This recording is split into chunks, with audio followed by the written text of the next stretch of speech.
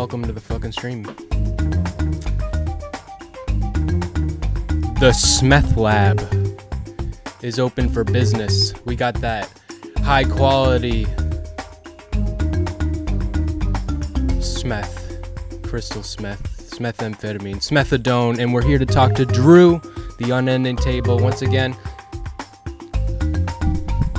we've talked quite a few times now. I'm fond of Drew. I like him. And he's probably waiting for me. But before that, I'm going to have to get my link out. Because you need to know this is fucking happening. Jesus fucking Christ. I slept so late today. I've been working my ass off, and some reason I just ended up sleeping like 10 hours. I didn't even expect that. It's out of nowhere. Hey, check it out. Oh. A monkey. Oh. Shit. Well, let me get that fucking link out, okay?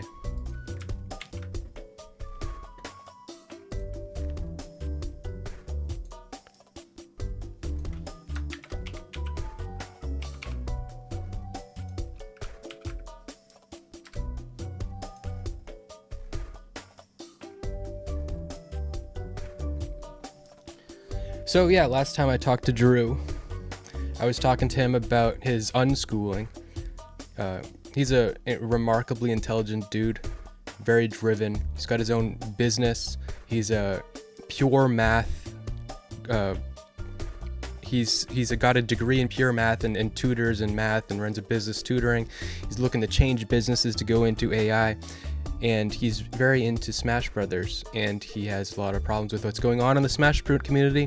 Last time I talked to him about his plans with his protest, and I gave him some ideas about how to try to be more emotionally impactful. And he took that to mean performance art, which is, honestly true. And so now we're gonna talk again, and that's all I know about what he wanted to talk about. That's all I know about what he wanted to talk about. I hope the Pikmin don't interrupt us too much tonight. Alright.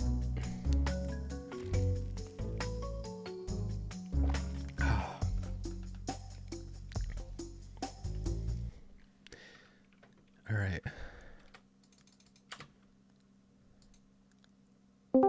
But, I'm gonna pop you out.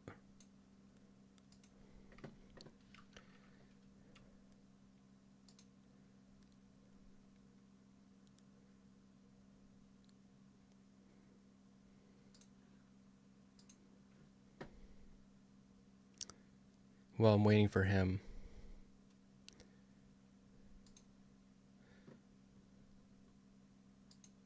Oh, looks like I won't be waiting, because Drew is right here. The unending table. Unable table, not unending table. Hey. You're the unending unable table. The camera thing's always a challenge, isn't it? I see your camera. Here, do you see my camera? I did. Yeah. Perfect. Beautiful. Beautiful. So a lot of streamers struggle with the virtual camera thing, dude. With OBS, this is what it is. There is, you got your, on the right, you got your main controls. You got start streaming, stop streaming, start recording. Wait. I need to take notes. Every time I have a conversation with someone, they get completely lost in how to do this. Okay. OBS. Okay, yeah, okay. So in the bottom right, usually it's the bottom right. You could move it. You might fuck it up somehow and move it, but usually it's the bottom right. It's got you got a what are they called? A dock, right? And it's a dock that says controls, and it's got a couple different things. Top one says start streaming or stop streaming, depending on what your status is. Right. Then it says start recording or stop Yes. recording. I know this one, yes. Under that, it says start virtual camera, or for me, it says stop virtual camera because I just pressed it. Okay? And so virtual camera means if I turn that on, so on Discord, I have my camera set to virtual camera. And so because my camera's OBS creates a virtual camera. Because my camera is Discord coming picks it up. my camera's coming from my camera, right? and that's going into a capture card. And so because of that, it's going into OBS, and I need to. It works a lot better on your computer and your fucking sanity to just click. And so that's not the only problem people have. That's where people are like, okay, yeah, virtual camera, right? Yeah, but then they run into another problem. Yeah. Okay, so there's another next to for start virtual camera. There's a little gear icon, and the gear icon. If you click the gear icon, you get a pop up that says output type. And then, and so right now it says source, and if I drop that, I click that drop down, there's a couple options. There's like preview, program. I have no idea what those do. The only two that matter are scene and source. If you do scene, it's going to be whatever is on your OBS screen that your stream sees. If you do source, then you're going to have another drop down, and then you can pick which camera you want the source to be. Okay. And a lot of streamers don't get that, and they will just like have their stream, their scene go to the other person, and then it creates the like infinite corridor. Yes. I had this yesterday. Yeah. Just change it to source. Yes. Use source. Okay. Wow. I am so ready now when I have these conversations to walk people through the settings they need to do, because I'm not going to make a platform. I'm just going to use their platform and then teach them how to run it. Cool. Yeah, you're that kind of industrious guy. So how have you been? You are. Never mind. I'm not gonna make that joke to you. What a joke. Because I know that you think that you might be a narcissist, and I was like, so if I just compliment you. No, I'm pretty uncomfortable with compliments. I ignore them mostly. Okay. All right. Anyway, I'm doing good. I think it's been 3 weeks, a month, maybe a little longer. Yeah, maybe, yeah. How's what have you been up to in that time since? What is that? Wait, you've got a movie going in the background? Yeah. On my stream, I just moved shit so they can't see it, but yeah, I usually have something happening in the background on my. Cute. I mean, right now it's a Lifetime movie called Watch Your Back. You know, it's probably about men like hurting women or something. You know, typically. Yeah. Oh Jesus. Well, that's what all the Lifetime. Kind of rom-com. Yeah. So. You did your. Wait. Before we get into my stuff, because we're gonna end up. I talk about myself constantly and all the time. Okay. And we're gonna talk about me for an hour. So let me just hear a little bit about what you've been up to for the last month before the entire stream is about what I've been I've been writing an article called Becoming Max. I think I've heard about this, yeah. And I've commissioned Shaylin to do a portrait of me becoming Max, and so we've gone through a couple drafts, and it's I shouldn't say much more about it, but yeah. Yeah, but no, that's great. That's really good. Do you know how far along is it? I don't know. I confirmed the color palette and the concept, and she's working on it. Well, I mean your part. How far along is your part? Oh, every time I think that I know how it's going to end, I come up with another part to the whole thing. So it started in one place, it went to another place, it went to another place, and now I have an idea for another place to take it. And I'm kind of proud of how it's going from thing to thing to thing, and as I'm kind of like evolving on the topic. So it's kind of gotten really a dynamic thing happening that I really like. It's not common in writing that happens, because this is something that I'm being very reflective of. It's not like I'm it's like journaling condensed into like figuring something out, and then I have like an epiphany, or I move on to another place, and now I'm looking at it from another angle, and so that would make it kind of exploratory. Your English professors would hate it because it's not organized enough. Oh yeah, I don't care about them. When I first started at college, I took an English class, and it was a writing course, and I had spent a lot of time writing, and my first essay got a C because of poor organization skills. I remember I spent days and days just fuming about how like they just want me to write a 5-paragraph essay, just fit everything into this little box. They just want to control my creativity and force me. I have that issue. Sorry, I don't want to interrupt. I took some deep breaths. Eventually.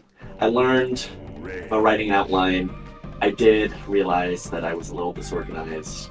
And though they do crush creativity, I did learn how to be more organized in my writing. And I've since used an outline. It is very, very useful. Oh, and fuck you. But I also think that there is still a lot of value to the kind of stream of consciousness. Okay, no, this is not stream of consciousness. This is organized. Okay. This is organized into clear, designated parts, but they flow from one into the next, and you can't really predict how it's going because it is the way that I've evolved in my perception of the topic. So, but it is organized. I'm very proud of how it's ending up. So you're not saying at the start what it's all going to be about. You're going to learn what it's about as you go through. It's about me and Max. Mm-hmm. Okay. In any way, in me saying it's about me and Max, you can think of different ways that might play out. And it's probably going to hit every possible one. Okay. So that's Dude, people are gonna fucking hate it. People are gonna hate it. Really? I think that'll be interesting for us to talk. Well, it sounds like it's gonna be really good, but yeah, it would only be vicious. It would only be worth it if people would hate it, and that's the thing. That's we're gonna get to that. That's why I really like. That's why I really like. That's why I'm so giddy about the fact that I'm commissioning Shaylin. She's excited about the portrait. She's like, that's cool. The idea of having Shaylin is genius. That's so cool. That's genius to have Shaylin. And there's a couple layers to how this happens, but like, so if I talk about my relationship with Max, people will freak out, and then they'll like be looking at him like either Smeth is abusing you or you're abusing him or something weird's going on, and he'll be like, no. We're pretty much on the same page here, and then they'll be like, their rug will be pulled, and the addition of Shaylin into that makes it even more of like a rug pull, because like every person involved in this in any way whatsoever is like looking at you and laughing, and you're freaking out. You know what I mean? So, yeah. People are definitely gonna freak out. And dismiss it. There's gonna be a lot of dismissal, but it sounds like it'll be pretty interesting in the end. Yeah, I think so. I wanted to actually I reached out to talk about this when it was, so I went to Genesis, the biggest tournament of the year, and actually I should have grabbed all of my stickers. I'll grab them in a minute. But I went to Genesis, the biggest Smash tournament of the year. It's in San Jose, which is really nearby to me. But I stayed with a friend. And while I was sleeping in his bed that he gave up for me, because he's way too nice, he wouldn't let me sleep on the floor, physically would not allow me to. I was laying in his bed on the Saturday night, I was listening to a hotline, and I listened to your section. You were talking about what art means and stuff. You had you had a conversation. Well, it wasn't about the reason I was having that conversation. I don't know what it ended up actually being about, but the reason I was having that conversation is because of the thing that I'm writing, and the part that I needed to hammer out is my. The other time we were talking about Max, we were talking about, you think he's definitely a narcissist.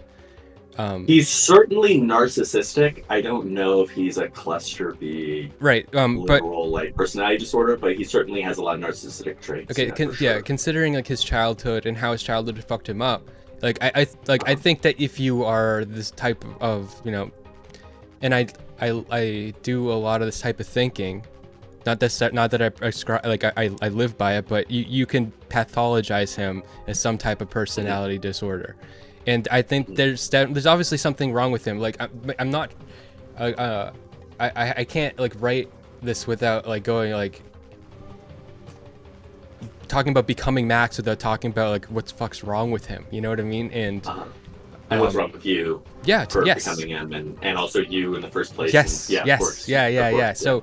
So yeah, I'm you're trying to be pathologizing him and yourself. So I'm trying to figure that out, and that's why I was pressing him on that, because what I was asking him about, I feel like he I don't think he doesn't have an internal like sense a self identity. You know what I mean? What I think that he doesn't have, I think he has it, and I think he's constantly torturing it, and trying to he's so deconstructive that he will pull himself apart in a bloody mess, in a horrible way. Yeah. So, but it had something to do with art in particular. It had something to do with you said this thing about how like art is something like it involves this kind of self-awareness that tortures oneself once they have that self-awareness, and then is about creating some kind of narrative, something like this. This is what I believe, and I respect that other opinions on it, but way I see it, to be an artist in the way that I'm saying it, there's different types of ways to be an artist, but the way I'm saying it, to have something insightful to say, you have to be very aware of your surroundings and yourself, and that's very painful. Like being more aware means you're more aware, because the less aware of yourself and the less aware of the horrors of reality you are, the more happy you're going to be.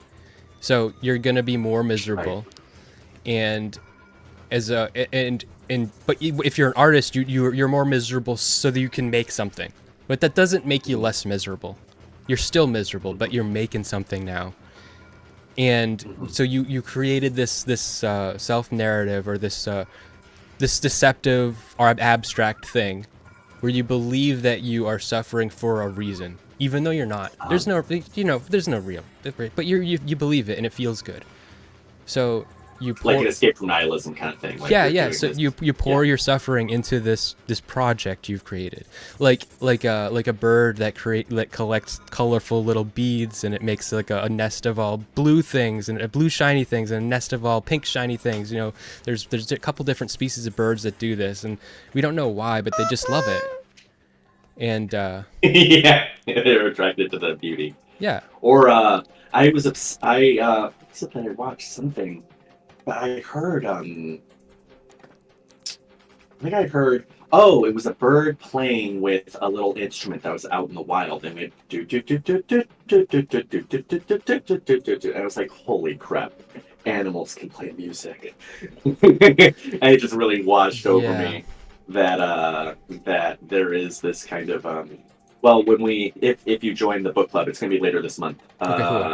Zen Yard Motorcycle Maintenance is principal idea is that there's this quality underlying the universe, and so Persic might say that, I don't know, that music is this quality that birds can pick up on or humans can pick up on, but that quality supersedes. I don't believe in it. I think it's fake, but I think we it's anyway. Schizo ramblings. The whole book is schizo ramblings, but it's all very interesting in any case. I think it'll be very interesting to read it and think about and talk about.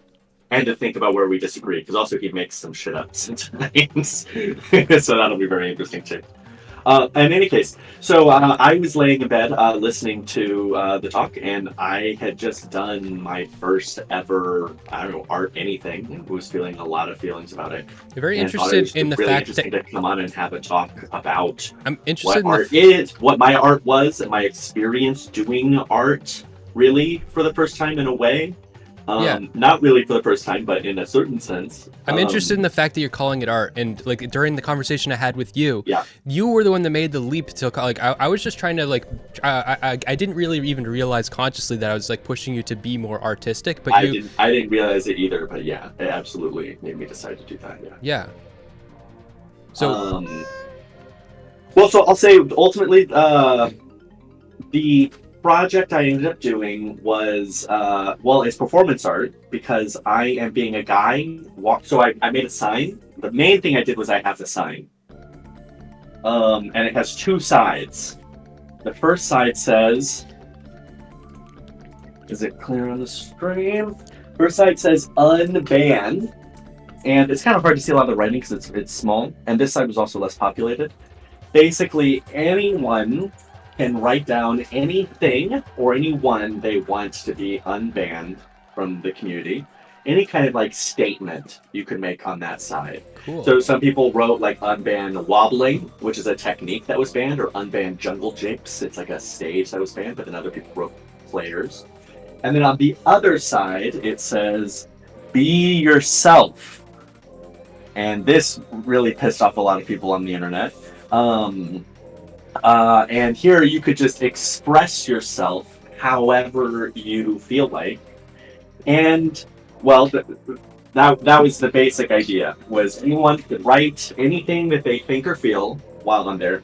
But there was a serious problem. What if someone says, kill all the Jews, and I'm walking around with a sign that says, kill all the Jews, and I'm going to get thrown out of the tournament. And so, of course, there was a censorship problem. I might have to censor the sign. And so I decided, well, one, if it's really, really bad, I'll censor it so I don't get banned. But in general, the rule was anything you don't like on it, anything you think is offensive or unpleasant, you can scratch out yourself. You can censor it yourself. So anyone could censor anything they didn't like on the sign. And then further, I would never reveal who wrote what. It would be anonymous. You could say whatever or whatever you felt. That was one element of it. I also made a bunch of stickers to hand out.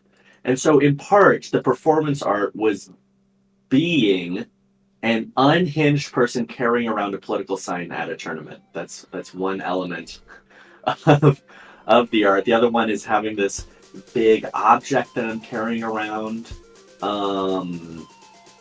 Yeah, anyways, I have a lot of thoughts I can get into about how it went and what I thought about it, but what are your first impressions? How it went, what you thought about it, how you felt while you were doing it, how people around you felt about it, how people felt about it afterwards, what people said about it, what people said about it at the time.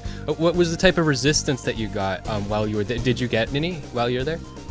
I'll get to that. So I think one of the things I was most interested in, and I feel like I learned about art from doing this, is I wasn't sure how it was gonna go, and I felt like I could see myself getting kicked out, in which case I was going to have to resist and get arrested, which was not going to be very fun, or no one cares is definitely a possibility. That's more sad. Engages with it at all. Yeah, that's kind of sad.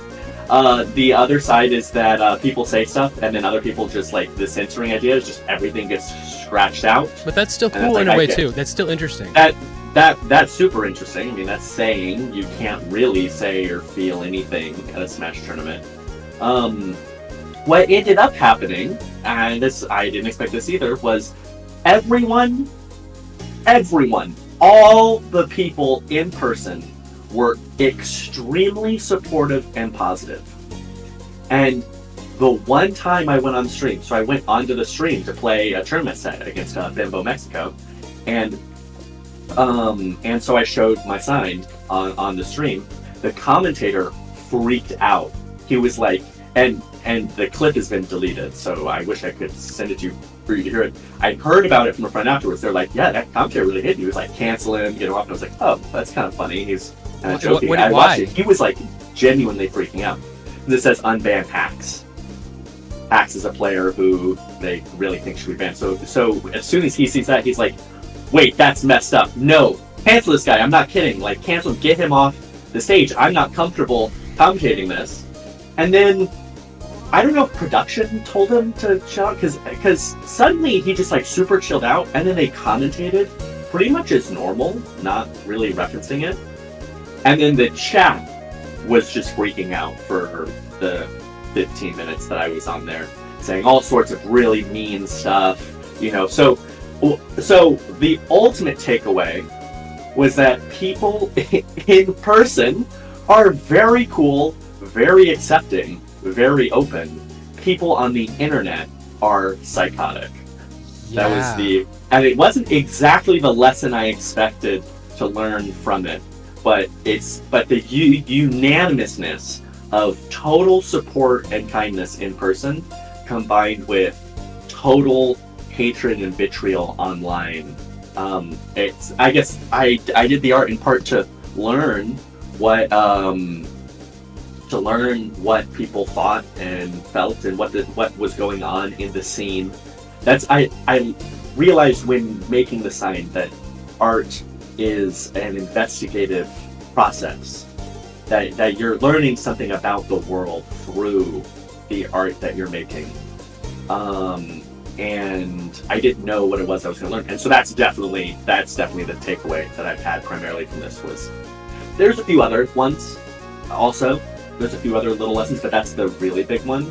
That's a tough lesson because also it's like, of course, but then how do I absorb that? How do I go forward from that? And it's like, that's a big daunting, like, fuck, you know? Yeah. Because the internet's huge and impenetrable, and yeah. I didn't watch the Hotline last night except the opening, the first 10 minutes. And I think Mr. Girl was kind of talking about how that's what Streamerland is. I was thinking, it's not just Streamerland. It's really the entire internet where there's, I don't know if it's anonymity, being behind a keyboard, if it's social media. Stream chats are definitely that way, and Twitter is definitely that way. But I don't know.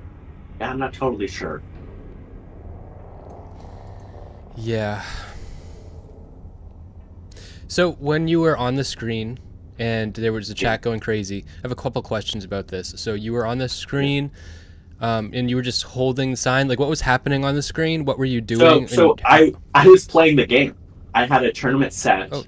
And in the warm-ups for the set, I can see the giant thing that's up there, and I'm like, it's just a, usually they look at the players as they're warming up, and I can see that I'm there. I'm like, well, I gotta show my sign. This was something that I thought was very interesting about doing art, is in some ways you sacrifice your real free will when you're doing art, because, so like, I didn't know I was going to be showing it on stream until they told me you're playing on stream. I was like, well, fuck. I'm carrying around this sign at the tournament.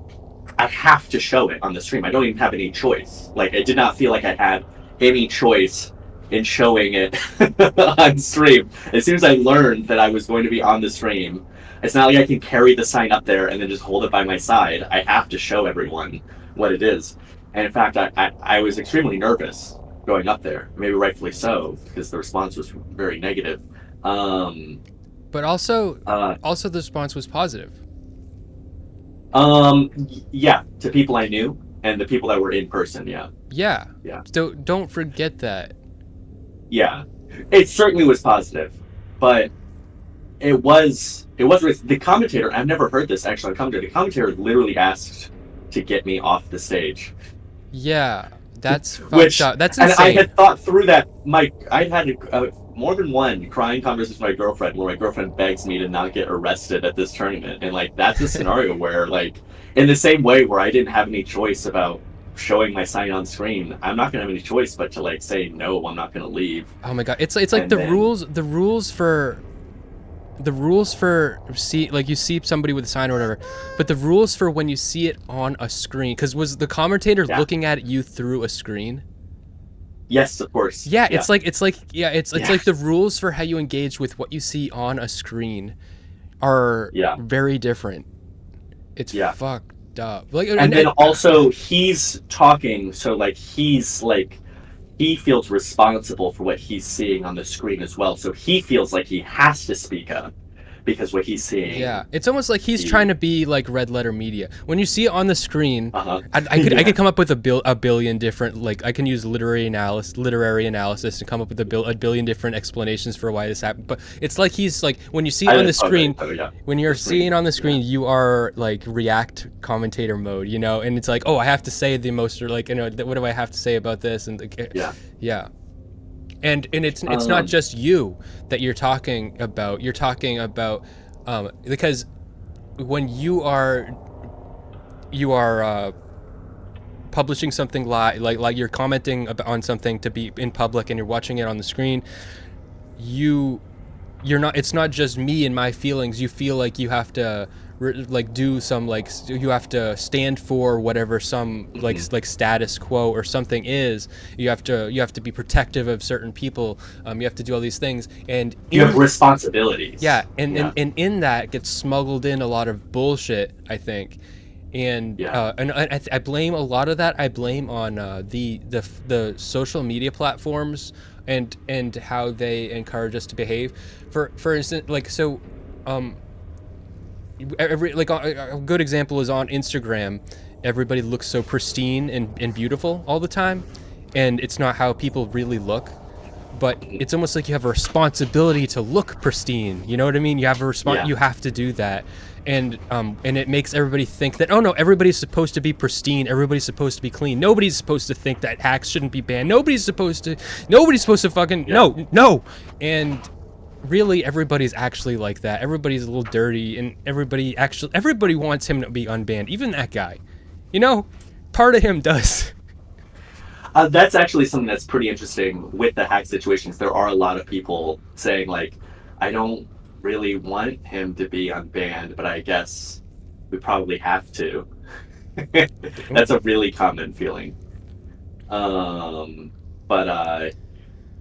So in some ways, in which I didn't have any free will in choosing to go up there or in choosing to show the sign, in some ways he didn't have much choice in how he had to react because he's standing for these different things, and so he had to say something, and then had to chill out because I don't know, this is pretty conspiratorial, but he stopped very suddenly. Stopped freaking out about it very suddenly. Yeah. I watched the VOD, and it was there for like a week, but now when I go back and look, it's gone. So okay, that's something I have some questions about. So I don't think it was deleted for any nefarious reason. Other VODs from that weekend are gone as well. Okay. But, so yeah, it's just yeah. Okay. So I don't think it's for that reason. Whatever. But unfortunate. Well, yeah. Well, it would be more interesting if they did it on purpose. That would be extremely interesting if they did it on purpose, but I suspect it wasn't. Yeah. Yeah. I suspect that it wasn't. I suspect it was. They cleared out a few of the VODs, and then usually they upload a lot of them to YouTube, but I guess this was like round one pools. I guess they don't upload it. Yeah, so yeah, and also it was extremely nerve-wracking going up there. Because it was like I don't know. That was the first moment where I really realized, like, oh yeah, I don't really have any choice in what I'm doing, and I felt it in my body to the extent that I went to the bathroom right beforehand, and this is kind of crude, but I've never experienced this before. All the nerves, the pounding in my chest, when I went to pee, my penis had shriveled up to the smallest I'd ever seen it, yet it was firm. It was like very firm, but I've never actually seen this physical state of it in my life. That was what really stood out, and in that moment, it was like kind of horrifying, and like it's like very strongly in my memory. Like, what is wrong? And it's I feel like I know what you're God, talking about, but I don't know I didn't know what context that would happen, but that's very interesting, actually. Yeah, from just like, I don't know, nerves of. Yeah. Because also I'm playing in tournament, so I'm also trying not to get humiliated by playing against a really good player. I lost. And then you feel humiliated yourself already, just like going to the bathroom. It's like you have you have like a baby dick, but like it's a like rock hard baby dick. Yeah. It was all very, very strange. Yeah. And so I was very nervous. Yeah, because also I'm trying not to get completely destroyed by a really good player. I did lose, but the games were decently close. And also I'm playing a character everyone fucking hates. People hate Jigglypuff a lot. Oh, that's who you play? Yeah, I play Jigglypuff, yeah. Cool. So you have to like, you know, constantly like jump back and like you're just like kind of like weaving, trying to get that one fucking hit, you know? Yeah. Yes. She's a pretty obnoxious character. She's very cool in some ways. It's very exciting, but yes, you're basically running away the entire game. And also, I have some very unique ways in which I'm willing to run away that other Jigglypuffs aren't, that the commentators were very frustrated by. But players usually aren't so much because it's unique or a little different. I went through a spurt of playing Smash a lot. Probably nowhere near as good as you. I played it on my own versus Melee. Yeah. And my character choice was after watching some guy that specialized in this character, and then I realized, holy shit, this is actually a really good character, Yoshi. And You're talking about Amsa. Yeah. yeah, the red Yoshi Yeah. guy. Yeah, and Amsa is incredible. very strange character to play. He's a very and strange character. It took a genius to figure out how to really make that character work, and it turns out the character is very good. yeah. At that tournament, Amsa got second. Like, holy shit! Oh shit, he was there. Yeah, he was there. Yeah, Cool. I beaten him on ranked once. Oh, cool. He's beaten me too, and he's obviously insanely better. He's incredibly good. Jigglypuff kind of destroys Yoshi. Oh really? That makes sense. Yeah, but the Jigglypuff has to play very lame, and Amsa's very cool, so you're very incentivized. Yeah, that's probably why I like to be Yoshi. super lame against the low tier character run by the hero or whatever. But Jigglypuff does kind of destroy him. Yeah. Yeah. So. Yeah, it was an enlightening experience. Yeah, so it just had me thinking a lot about art. The day after that, I came home and I'm telling my girlfriend Emily, I'm like, wow, I'm an artist now. Now I'm an artist, and I've been thinking about things in terms of that or what that means, and and I definitely want to do more art and explore it in other ways. And part of that is going to talk to you to figure out what the hell art is. Okay, I got some ideas to throw by you that might help you. I just had one. It was given to me by myself from the past accidentally through the very process I'm about to tell you. So I just heard a Pikmin go beep beep in my ear, and that's because as preparation for my stream, I get like a bunch of sounds and like music set up and like ambience from like some like video games and shit. I did this shit show. My girlfriend is obsessed with that Pikmin. She's obsessed with that. She has like vocal stems, and that's one of her vocal stems. It just went off. Yeah. Well, one of the things okay, let me fucking get through this thought. Okay. Yeah. Sorry. I'll stop interrupting. The first time I did it was the other day on this fucking shit show stream. Where like, I was being like, I was talking to these right wingers that like not just like these like very debate bro. Like anyway, it was crazy. I had the Home Improvement random 10 hours like random every once in a while going on in the background of that, and I was like, that was very funny and interesting. So for this stream I put on the Pikmin sound random like 10 hours of randomly like once every 5 or like 2 or whatever minutes the Pikmin sound's going off. And I think that one very interesting way to have that cataclysm or that chaos, it create chaos itself. Introducing chaos can be a way to create an artistic thing that happens, and then you learn something from it, and then you're like, oh, and then you move forward from it. This Pikmin thing is just kind of goofy. But it caused me to give you this idea. So in the same way that having that sign is like you didn't know it was going to happen. Yes, exactly. Yeah. And so like anything could happen. Having the mindset to create situations that will be chaotic, that you're not sure how it's going to play out, and then just putting yourself in them is a way to do it. And then observing what happened afterwards and learning from it. Yes. Yeah. Yeah. Yeah, I think I see what you're saying. Depends on what kind of artist you want to be. Like Mr. Girl, I think he kind of likes that about me, I think. And so I think I do that, and then just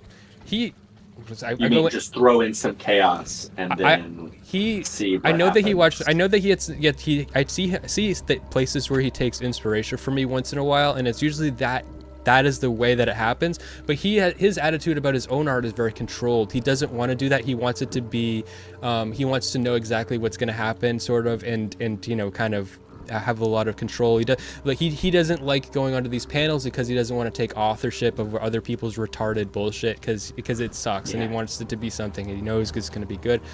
But also that removes that ability for him to have that chaotic growth. Mm-hmm. It makes me think, the concept that pops in my head right now is have you ever played Dark Souls?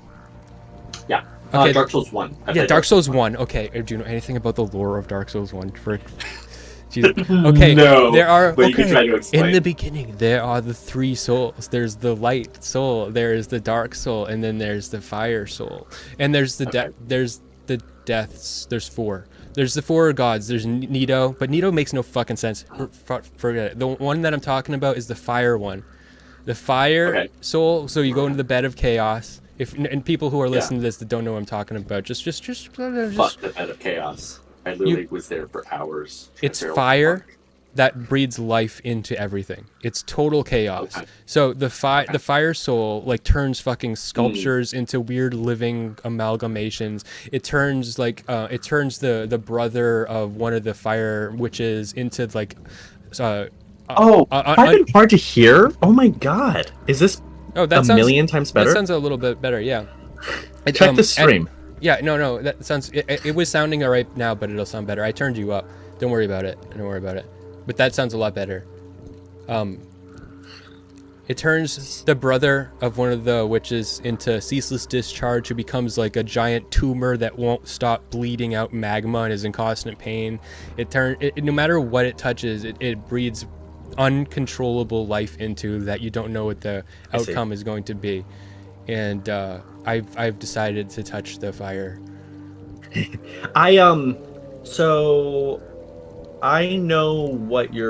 think I know what you're talking about. But my experience is going to be from drugs. Particularly, this is what I get from smoking weed. I kind of am a little addicted, and so I try not to do it too much. But for a lot of people, weed like calms them down. But for me, it sends me into a fit of mania where my mind is just racing and just going concept. This concept leads to that concept, leads to that concept, leads I know to what that you're talking concept. about. I've done my share, especially edibles. But I don't like talking about weed. And I don't like relying on it. I think it's good for creativity in that way. But I don't need it also. And you don't need it for sure. And then relying on it, I have found it also makes you dumber. It can, especially over long-term use, for sure. And also, my experience was also using it. I never knew if I was going to have some brilliant idea or if I was just going to be an idiot. Like, it could go kind of either way on a given night. I know for a fact, though, it would sometimes make me think of things I never would have thought of. One of my favorite things to do is smoke weed and do math and do math proofs and stuff. And I was taking this very, very difficult kind of graduate level algebra course, and we had this take home final where it's 10 questions and you have 10 days and you can use whatever resources you like. You could look it up. You could ask someone to help you with it. It's just like good fucking luck. Like whatever you can use to tackle these problems, good luck. And there were two problems I was just totally stuck on. And I had like 3 days left. I was a little nervous, and for some reason I got super fucking high. And I started thinking about the problems. And it was totally trivial what the professor was looking for. I wrote down my solutions, and then in the morning I verified them, and they were totally I need to push correct. back. I need to push back on this bullshit. Yeah, go ahead. Okay, you're right, and you can do that. And I mean, I've definitely enjoyed. But yes, sometimes it goes the other way. I've enjoyed this, but no, that's not what I'm about to say. Okay. I think that it absolutely does. While it does that, it also at the same time is making you dumber. At the same, like while you are high, you are also dumber. Even though it changes your mind state and you can see things from like a little bit strange angles, and you'll come up with like these insights and everything. Also, you're cognitively dumber at the same time too. So it is both a boost in one way and a strong limiting factor in another way. But it's very hard to have this boost in shifting of perspective naturally. So you can see it as an asset in that way. However, I think also long-term use and stuff, it just does make you dumber. It gets you used to being dumber. Yeah. And I think that using it for that reason is if you do it like once in a rare while, it's fine. But that's right. But I really struggle with that. There are other ways. It's quite addictive. But you're addicted to the shift in perspective, and I know exactly. I've been there, and that is something you can get in other ways. So when you were in the other way. So when you can achieve that in a different way, you will know exactly how you're doing it, and you will be able to replicate it, and you'll be smarter while you're doing it. So when you had that sign and you brought it in there, suddenly you had a very shifted perspective. Like you were literally like your body was not normal. You like so Yeah. you had insight that you never would have had, and so you can achieve that just by putting yourself in different situations, putting yourself between different tasks. It's hard with the math, so like it's hard to know like how that would look, but there's definitely some situation or way, or like doing the math while, like when you normally do math, don't do it then. Do it in a completely different context. You know what I mean? Like that's that. Like I know what you mean. Yeah, I think the main danger is, and it is the case for me. The main danger is, okay, once in a month, you'll think of some really interesting things. It'll really like stir up. Like I might feel like I'm kind of stuck in a routine. I'm kind of having the same thoughts all the time. Then it kind of jumbles that up a bit. I adds a little chaos into there, and then like I'm kind of rejuvenated with all these new ideas and thoughts and feelings to explore. But it's pretty addictive, and then it magically you end up doing it. And also a lot more than that. It's very difficult to just do it once. Big problem is the emotional part, because it doesn't just give the shift in perspective. A big part of why that it helps with the shift in perspective is because it makes you feel placated and content. So you will be able to deal. So I think you'll be able to confront a scary topic or a daunting topic or math problem that's like without having any of those negative feelings, and that's a big part in why you were able to have a shift in your perspective. So I think the fact that it has an emotional sublimation, or one person just had a description of weed that has always stuck with me. It's like Tylenol for your brain, or for your thoughts. Tylenol for your thoughts. And I think that the fact that it has that emotional sublimation really makes it it has that benefit for a bad reason. You need to be able to do that emotional thing without the weed, and when every time you get that through your weed, you're taking away your ability to have that emotional strength to be able to encounter a troubling topic and gain insight. What's your opinion on meditation? Meditation, it's fun, but I mean it can be retarded. So one of my best friends, he just came up to visit. He was also homeschooled, a little bit unschooled, but mostly regular homeschooled. He was the cousin of my first girlfriend. We dated for like 5 years, and then I remained really close friends with him, and we have a long storied history together. He's starting his PhD in math in the fall, and we're hoping that we get to go to the same grad school, but we're gonna see.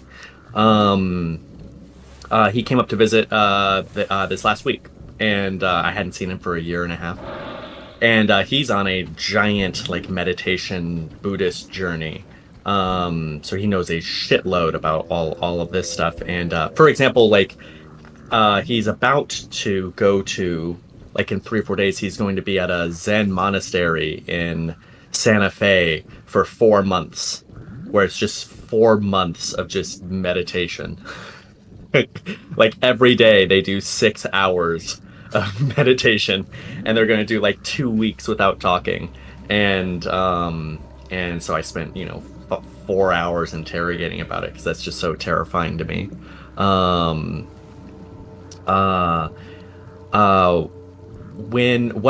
are the other ways you think that you can tackle those emotions without sublimating them, or without making them? You got the math problem. Okay, you've got the math problem, and are we in agreement that a big problem of the reason that you're unable to overcome your obstacles in solving the math problem is an emotional one? Are we in agreement? The emotional one is such that you have an emotion. It's there. It's an emotional hurdle that helps you, that stops you from shifting perspective in the appropriate way. That's one aspect, but one thing that is just genuinely really tough about an open-ended problem is that there isn't a clear path to go down. Maybe that is partly emotional, yes, but also, Yeah, but I think that that type of thinking is emotional. If you are like true like chemically a psychopath, like a sociopath, like I like mhm. there's if you literally have a massive problem experiencing emotions, you are cognitively very like hindered. You can't form memories, and I think that emotions are a big part of cognition in this specific way that the paths that you're talking about are achieved through emotional neurotransmitters. You are set down the paths through emotional states. That's what and so when you are tackling the open-ended problem, because open-ended problem has a lot of correlations with art, right? And so when you're tackling the open-ended problem and you keep hitting it in the same way and you keep going down the same paths and it's not helping you and you're not getting where you want to be, I think that that is an emotion. Like you need to be able to experience the problem emotionally in a different way to go through a different path. I do think that there is an emotional element for sure, but I don't think that the primary issue is emotional. Okay. Because I don't know how do I explain it. Some math problems, it's just there's some clever like trick you're just supposed to have Oh yeah. to get through. There's some clever trick, Yeah. and so if it's open-ended enough, yeah, it can just be very difficult for that trick to you. I think these two open-ended problems were not necessarily involved a clear.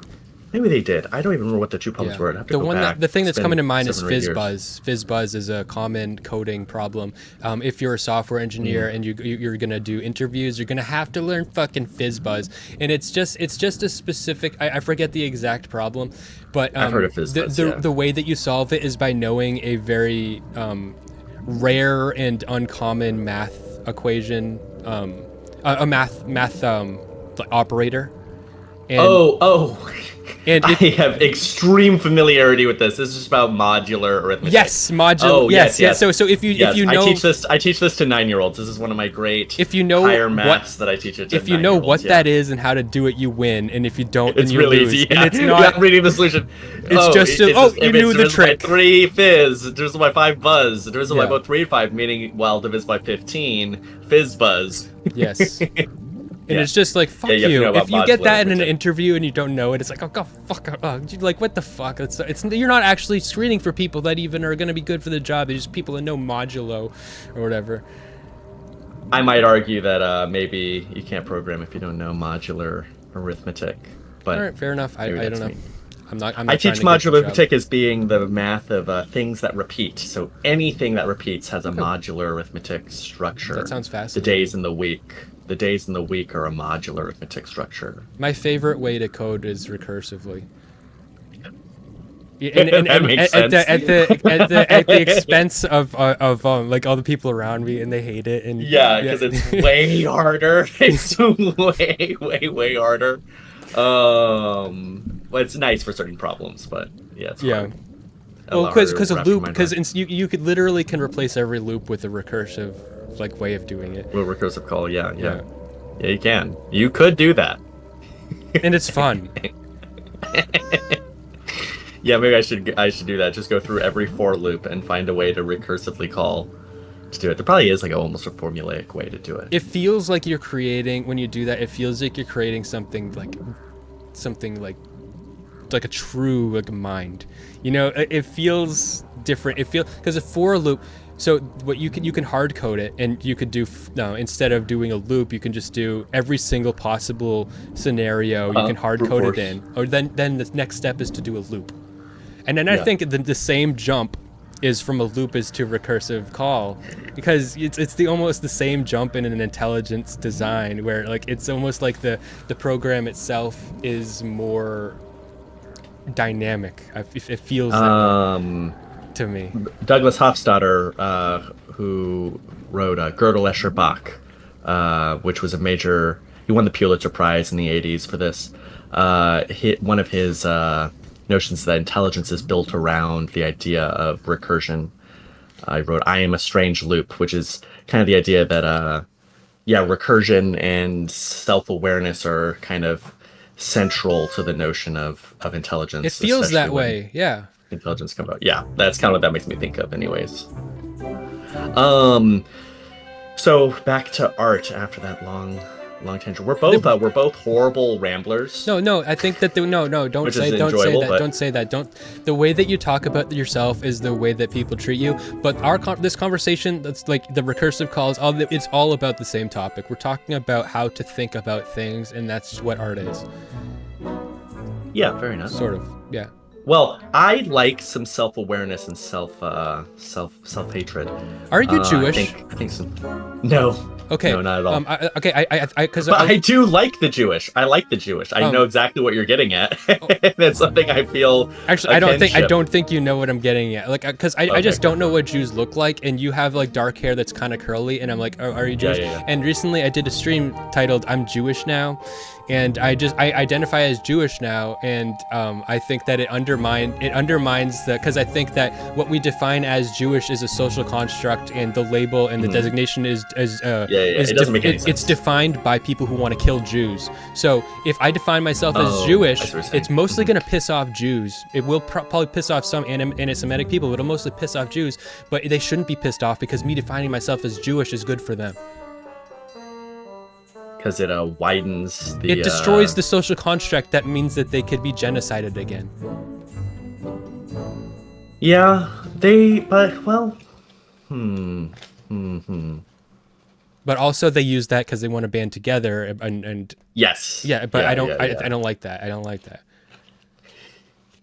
Don't want the Jews to band together. No, I want them to band together with me. I'll band together with the Jews. But only if I'm a Jew. And people hate Jews because they want to be Jews. Kanye wants to be Jewish. Like, he said it so Yeah, he's a black nationalist. Yeah, they have a whole, like... People are jealous of Jews, and so that's, like, the big part of the problem, for like that they're having. Okay. Yeah. Yeah, there are a bunch of those. The black anti-Semitism is, like... What is it? Like, we're the real Hebrews, the original Jews. Yeah, it's... what is it? Black Israelite. Black Israelites, yeah. I read Malcolm X's autobiography, and he kind of gets into it some, but he doesn't really explain much. I was actually very curious to see his transformation from, like, I don't know, not particularly religious or Christian to, like, Islamic sort of black Israelite kind of thing, and he really glossed over it very quickly in the autobiography. I was somewhat disappointed. Otherwise, the autobiography is amazing. He's a very interesting guy, Malcolm X. That's a giant tangent. Okay, I've lost the train of thought. Me being Jewish is me holding a big sign and going into a thing. Yeah, people really do get upset about the Jews and all fashion things. I've been having a lot of arguments with my girlfriend about Israel-Palestine. If you told me you were Jewish, you could convince me you're Jewish, by the way. And that's why part of what I was saying. People ask me if I'm Jewish, and so if I say yes, then I guess I just fucking am, because then you'll kill me if you're anti-Semitic. If I was Jewish, yeah. So if I say I am Jewish when you ask, then I say yes, now I am just fucking Jewish.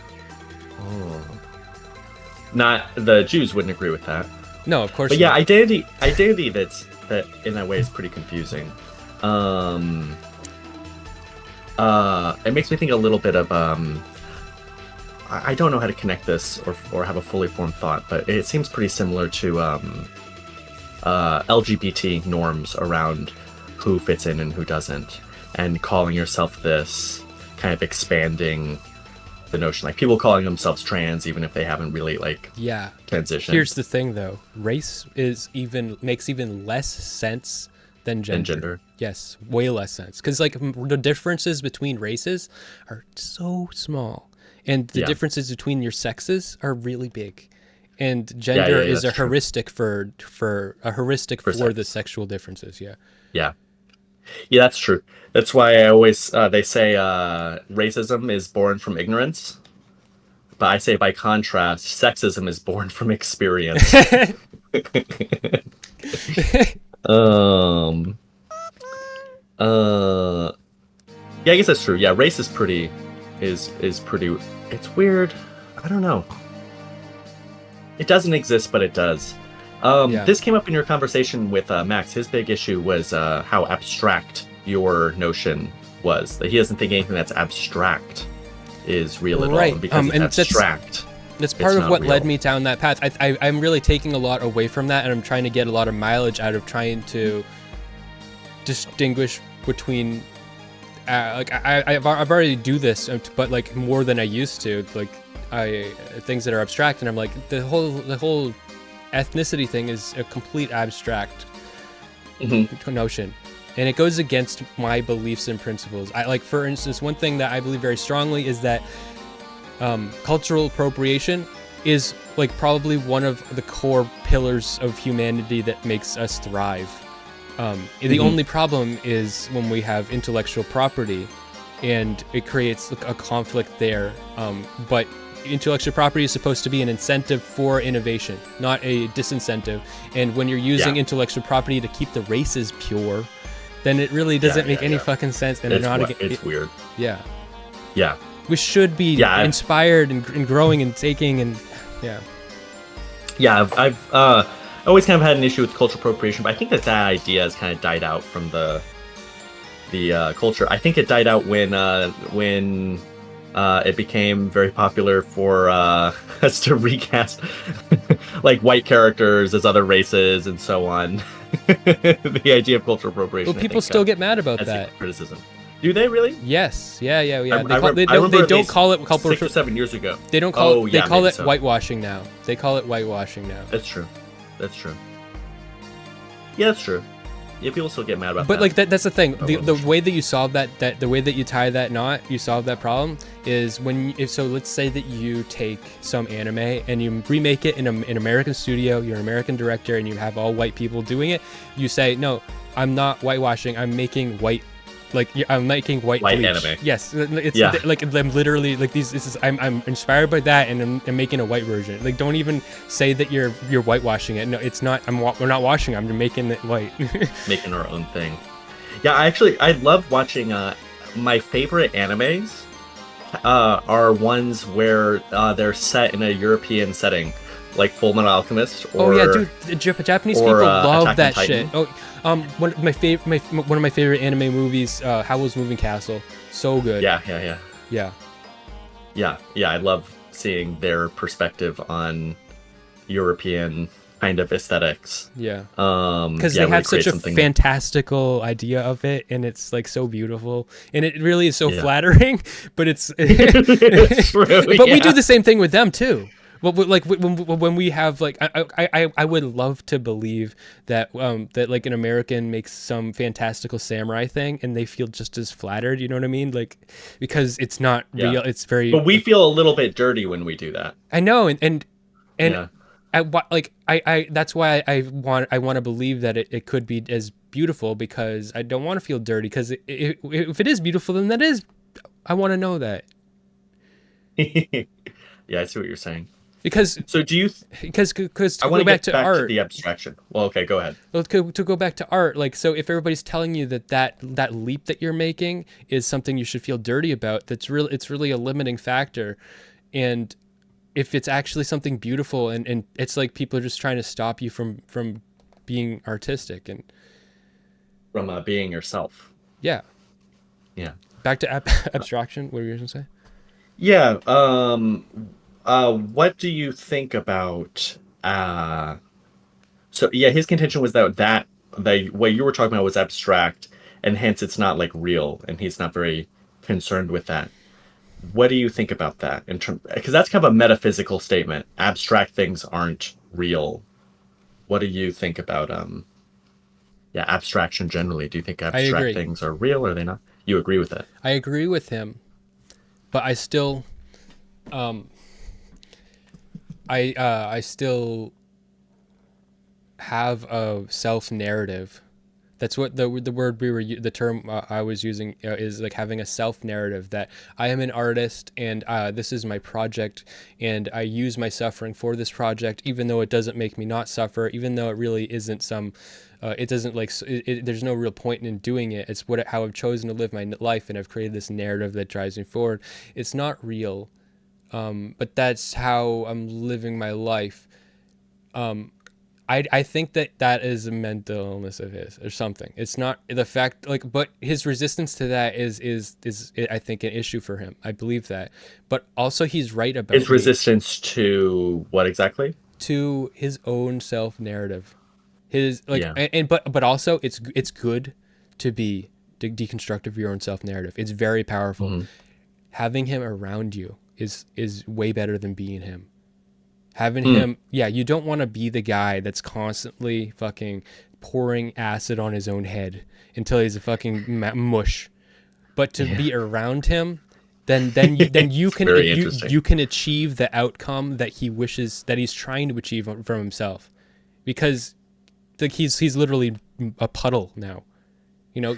But you are seeing what he's doing. You're like, oh, he's right about it in this way. He's right about it in this way. And so then you, instead of pouring acid on yourself, you just like take a little pick and you hit off the shit. And then now you're like, you've created a marble pillar and he's like a pile of dust, you know?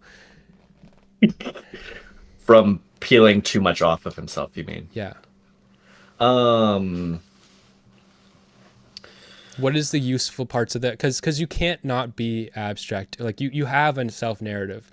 You have some levels of that. Like it's inescapable. And so what parts are unhealthy? What parts are making you stupid and insane? You know.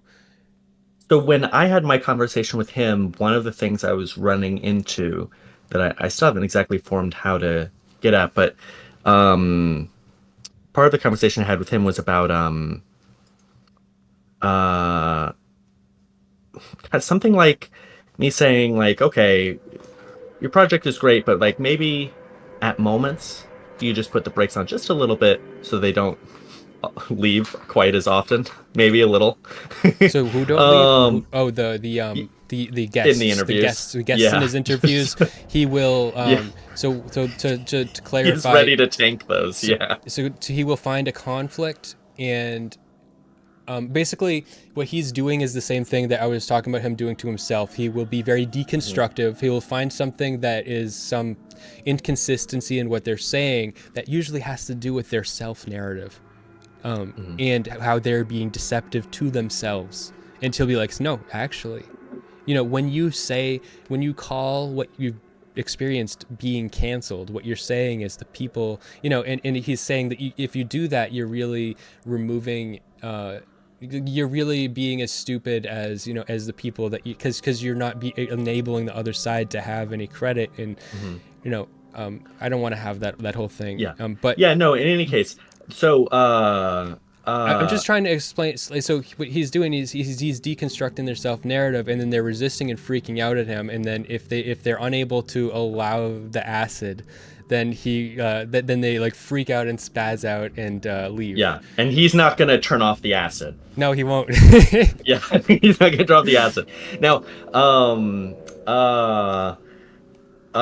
and his response was something like, I have to. Like, that's what we're all here to watch. That's why everyone is here. Everyone is here to see the Mystical Project. Like, that's the art. I can't just stop being myself for these other people. That would totally undermine the entire thing that I'm doing. He said something along those lines. That's my best. You agree with that? Yeah, roughly. yes. Yep. That description. And one, I think that touched partly on when you're doing art, your lack of free will around it. Once you have a concept of what the art is, in some ways your hands end up quite tied on what it is you're going to do with it. Because in our conversation, there were a few times where he really like emphasized like, I have to, like, I don't have any choice almost. And that combined with the art is himself. That's the only way that I find that's okay. The combining of oneself with one's own art suddenly is enacting something highly abstract and making it real. Um, and and I think also opens there's things about that are pretty scary to me. The idea of opening one's whole self up to be their artistic project, and the I love it. blurring of the lines between Mr. Girl, the art project, and Max Carson, the person. Um, yeah, it all ends up, well, I don't know. That's kind of the I love that philosophy What's your- about art. I think it's, excuse me. I think that that's the only way to have, when you, part of what you were saying was triggering me and making, because especially since you're saying that these ideas are new to you, I feel like I want to save you from a trap here. Okay. You're saying that you're losing agency, and you don't have control when in the process of the art in some places, and there are a lot of ways where that is a trap. That's something you should not let happen. It can undermine your art entirely. I think that the ways that you don't have control are, you need to have control over what ways that those are. Because if you do enough stuff, you're gonna know that when you go in with the sign, you're not gonna, like, you do it because you don't know what's gonna happen. You're not. So that's good. That's the positive thing. But like, for example, one thing that happens to a lot of artists that's a really bad way that you lose control is audience capture. So your audience expects a certain thing. I know you get it because you said, yeah, but your audience expects a certain thing, and you end up having to make that, and you feel like that defines your art, and your audience defines it more than you. So the way that is circumvented, and he doesn't fall prey to that at all, and it is because it's not audience capture, it's self capture. And if any way that he changes, his art will change, and it's always going to be defined by what he wants and the direction he wants to go. And the sacrifice you have to make to do that is to be vulnerable.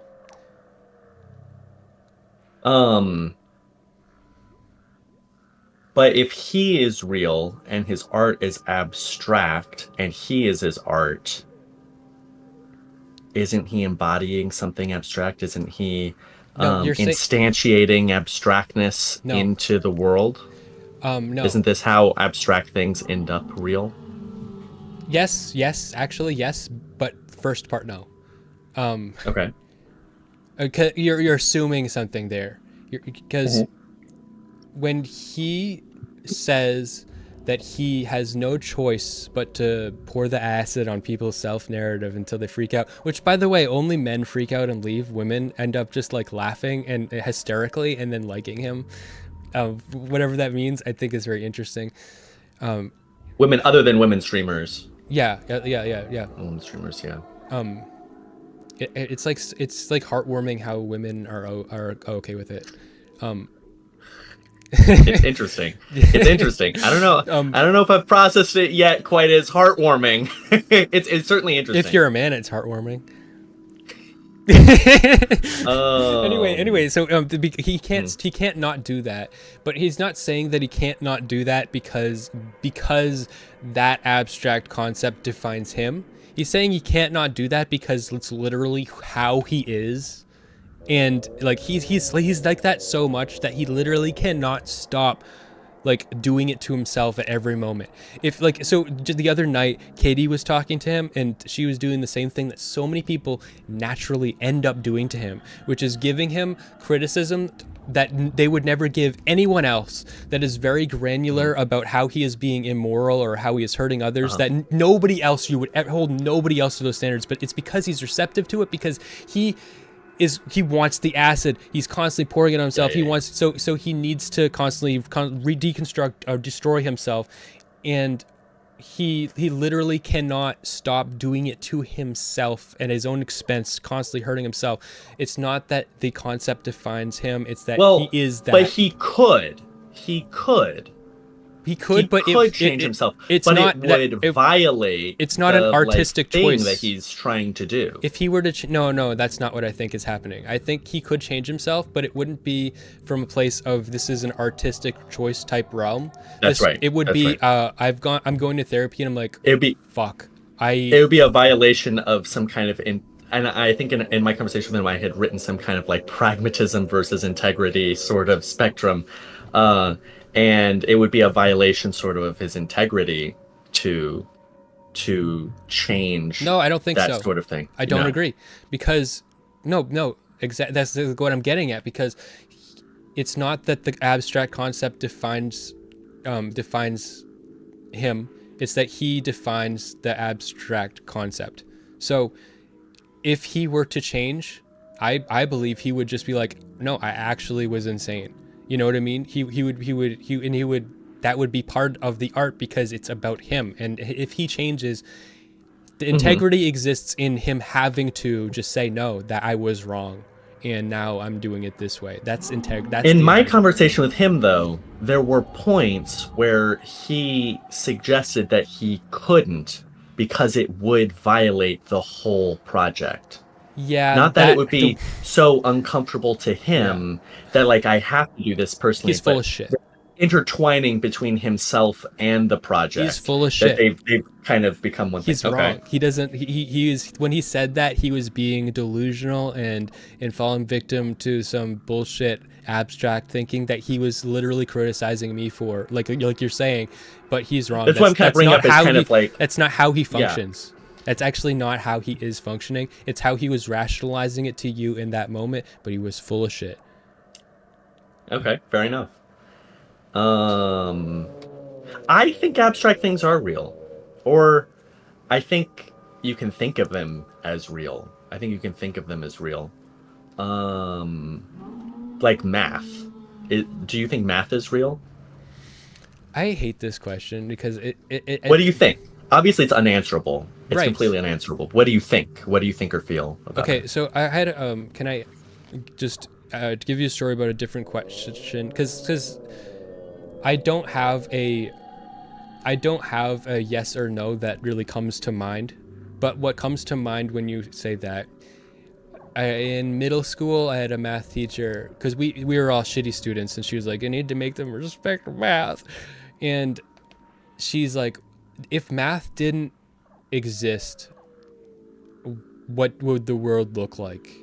And I was like, this is this is so, like, if math didn't exist, then we would just have created a new system to make sense of the world. Yeah, right. Math is the system that we make to understand the world. Are you saying that the universe wouldn't exist, or are you just saying our framing or our system for analysis wouldn't exist? What the fuck are you talking about? So when we talk about math, we're talking about, what are you talking about? Are you talking about the system of analysis and analyzing the world around us, or are you talking about the physics and like actual like reality that we're trying to get at when we are analyzing it with math? So I think that math is this thing that underlies, that like is above reality. Reality is subject to, so physics and math are distinct. Physics is math about the physical world, but there is a whole heck of a lot of math that has nothing to do at all with the physical world. There's so much math that has nothing to do with the physical world, where there's no physical version of this thing that you're talking about. Or maybe eventually it gets found to have some physical representation, but much of it is studied for its own sake. It's an art form too. So it's like it's I don't know. It's hard to explain. Math is really broad. There's an art form about it, and for exploring it, and for feeling it and thinking it, and you can explore it verbally. You can explore it visually. Or you can explore it in your mind. But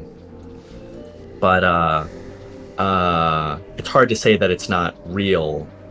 I think that math is just a system of analyzing. Mm-hmm. I don't believe that it is. I don't think that the word math represents the underlying reality. I think math is a tool to try to understand underlying reality. And I believe that we are, as humans, basically incapable of fully perceiving reality to 100%.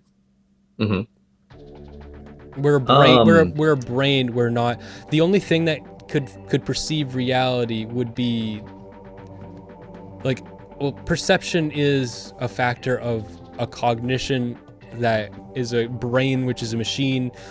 Like even a giant supercomputer couldn't. Like even if reality itself was a supercomputer, you know, if the universe was a supercomputer, it still wouldn't be able to comprehend in the way that we understand comprehension, because the concept of comprehension is a tool. Everything, every part of cognition is a tool, right? So it's a tool. Now, the things that are learned via that tool, are those things real? Because they seem to be constraints that the reality can't violate. Reality can't violate these abstract lessons that we find. In you use the tool, and then you, at the end of the math equation, you have an equal sign, and then you have an answer, and you learn the answer. The answer that you understand is still a tool. The actual reality, your concept of the reality, like 1 + 1 = 2. I don't know if you're good enough at math, but I mean, it takes a few hundred pages to prove that. That's funny. Bertrand Russell spent a few hundred pages to actually get there, but that reminds me of something. But anyway, the two is a stand-in for something that is a consistent, reproducible thing that we can base our understanding of reality on. It's a stand-in for that. But even then, it's still a stand-in.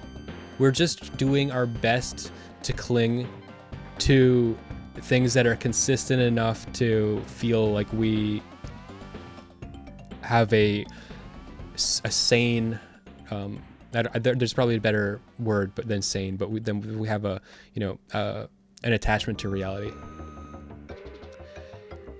I don't think we ever actually vision, like sight, isn't perfect. You're just seeing light bounce off of things. You're not even seeing the thing. You know what I mean? Like the thing is literally in its truest, purest form, unattainable. A cognition, a thought, those are all amalgamations to the closest ability that you can possibly get, and you can get really close. Those are all abstractions. Yes. Those are all abstractions. Do you think dreams are real? What the fuck? Or experiences? I'm trying to tell you that. So those are more abstract. So when you get to the 1 + 1 = 2, the 2 is a more like, okay, so I have two hands. Okay, that's better. We both agree I have two hands, and we are very confident in saying that is reality. And that is real. Even though there's a layer of abstraction that we aren't really connected to reality, there's more layers of abstraction when you get to dreams. I hate these types of questions, but that's probably good that we can getting into it. A dream. So yes, I do think a dream is real. So in that, I have two hands.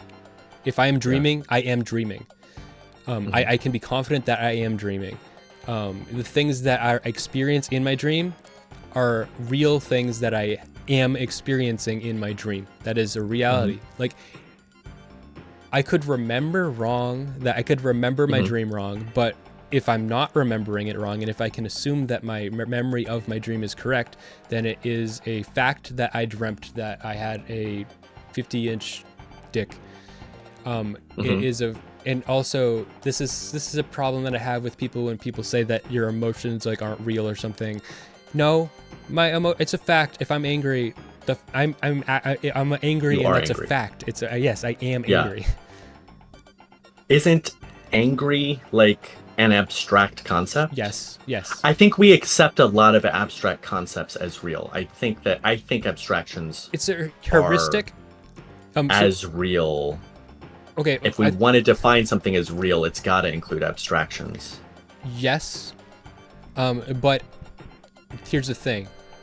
I think that two hands is a heuristic, where it's always an abstraction. In math, we have a specific definition of two. The cardinality of the set with two elements. That's not what I'm getting at. I'm just saying that we agree that I have two hands, and there is imperfections in every part of how we achieve that, but we still agree that that's what we think reality is. It is a everything has some. I'm trying to get how that is a heuristic, but that's not working for me. But when it comes to feelings, like I feel like they're like, so I'm trying to work back from feelings, which is what I wanted to say. Okay. Like anger is a heuristic. You could define it more granularly. You could define it by a heuristic. You mean it's like it's a very broad word that encompasses a whole wide range of things. Yes. So that you can't just like scientifically test necessarily. You might be able to, like theoretically, you could test the neurotransmitters. You could test and you could graph, or I don't know, graph. You could Chris Chan style document every part of my life so that you understand when I say angry exactly what experiences I'm referring to and what led me to thinking though and making those associations to that. So then angry is a personal concept that each person has, but you could maybe objectively, if we were perfect, figure out exactly what anger means for you. For me, and it's a heuristic because it's a cluster that makes sense to other people because it's similar enough. And in the same way, two hands is similar enough that when I say two hands, it's even more similar that you're like, oh, I understand two hands because I have two hands, and you're like, yes, I know the concept of having two things. Yeah. I am a so there's a I brought this philosophical delineation up before, and it's made philosophy students mad at me, but I don't know where I learned this, but there's different types of logic. There's different systems of logic that humans use, and I go by the Freudian system of logic, which is everything is downstream from your cognition. And so I think that you're going by Socratic logic, which is everything is sort of downstream from math. Well, I'm not. I also think that the problem of whether abstract things are real or not is kind of unsolvable. Like, it's kind of unanswerable. You could pretty much go either way. But I feel like most of us live as if pretty much everyone lives as if they were real.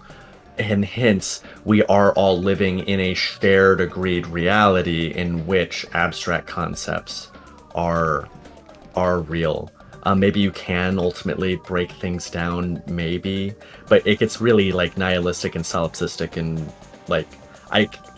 fundamentally I'm extremely skeptical that we know anything at all, and that there is anything that has any meaning at all in the world. But as soon as we start accepting meaning about things, I feel like we're kind of accepting that we're all going to agree that certain abstract things exist.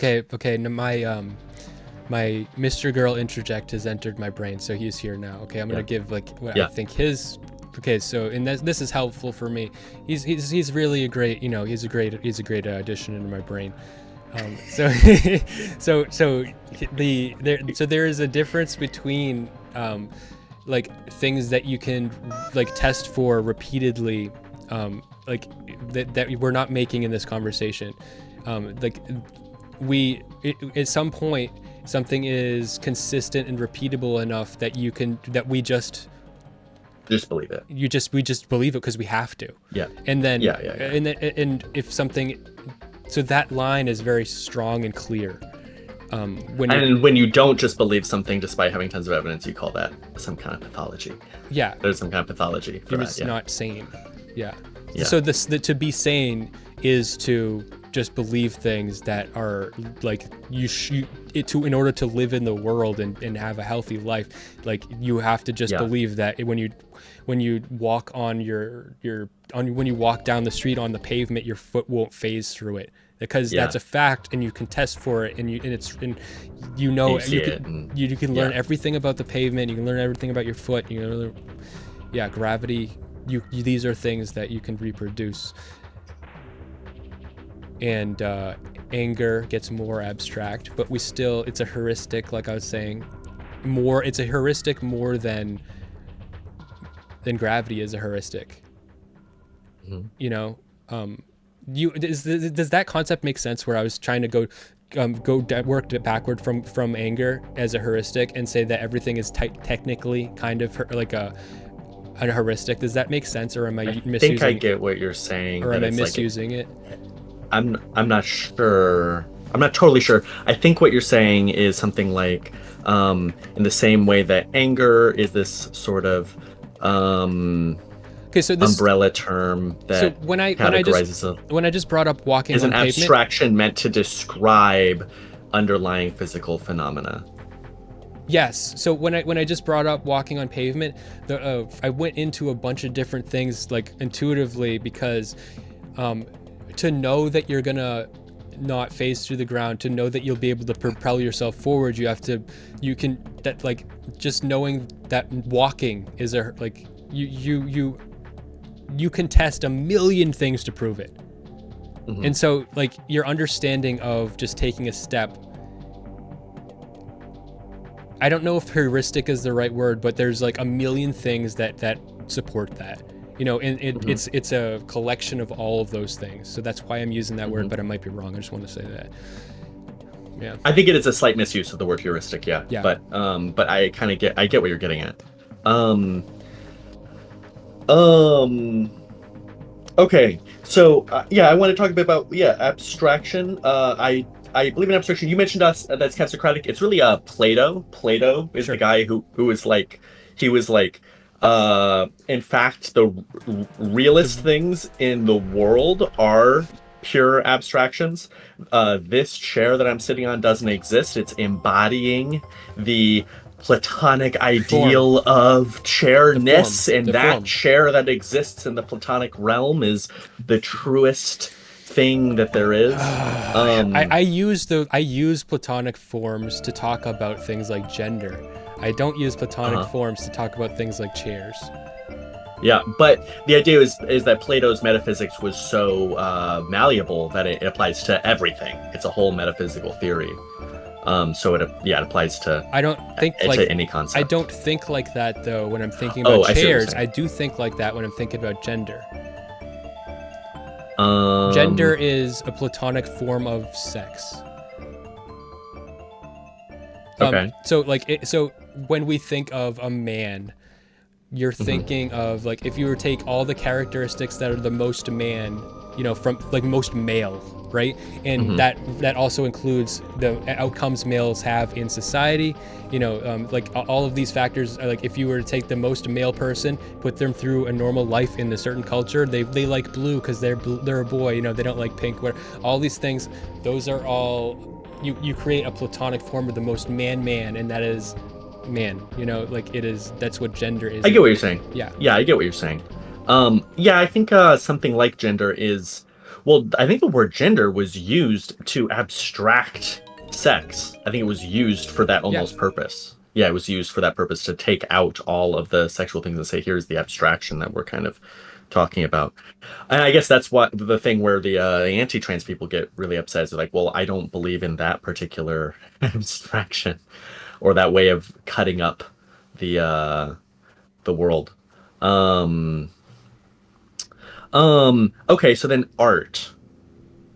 So under the Platonic kind of view of things, art is very real. Like it's realer than the physical world that we experience.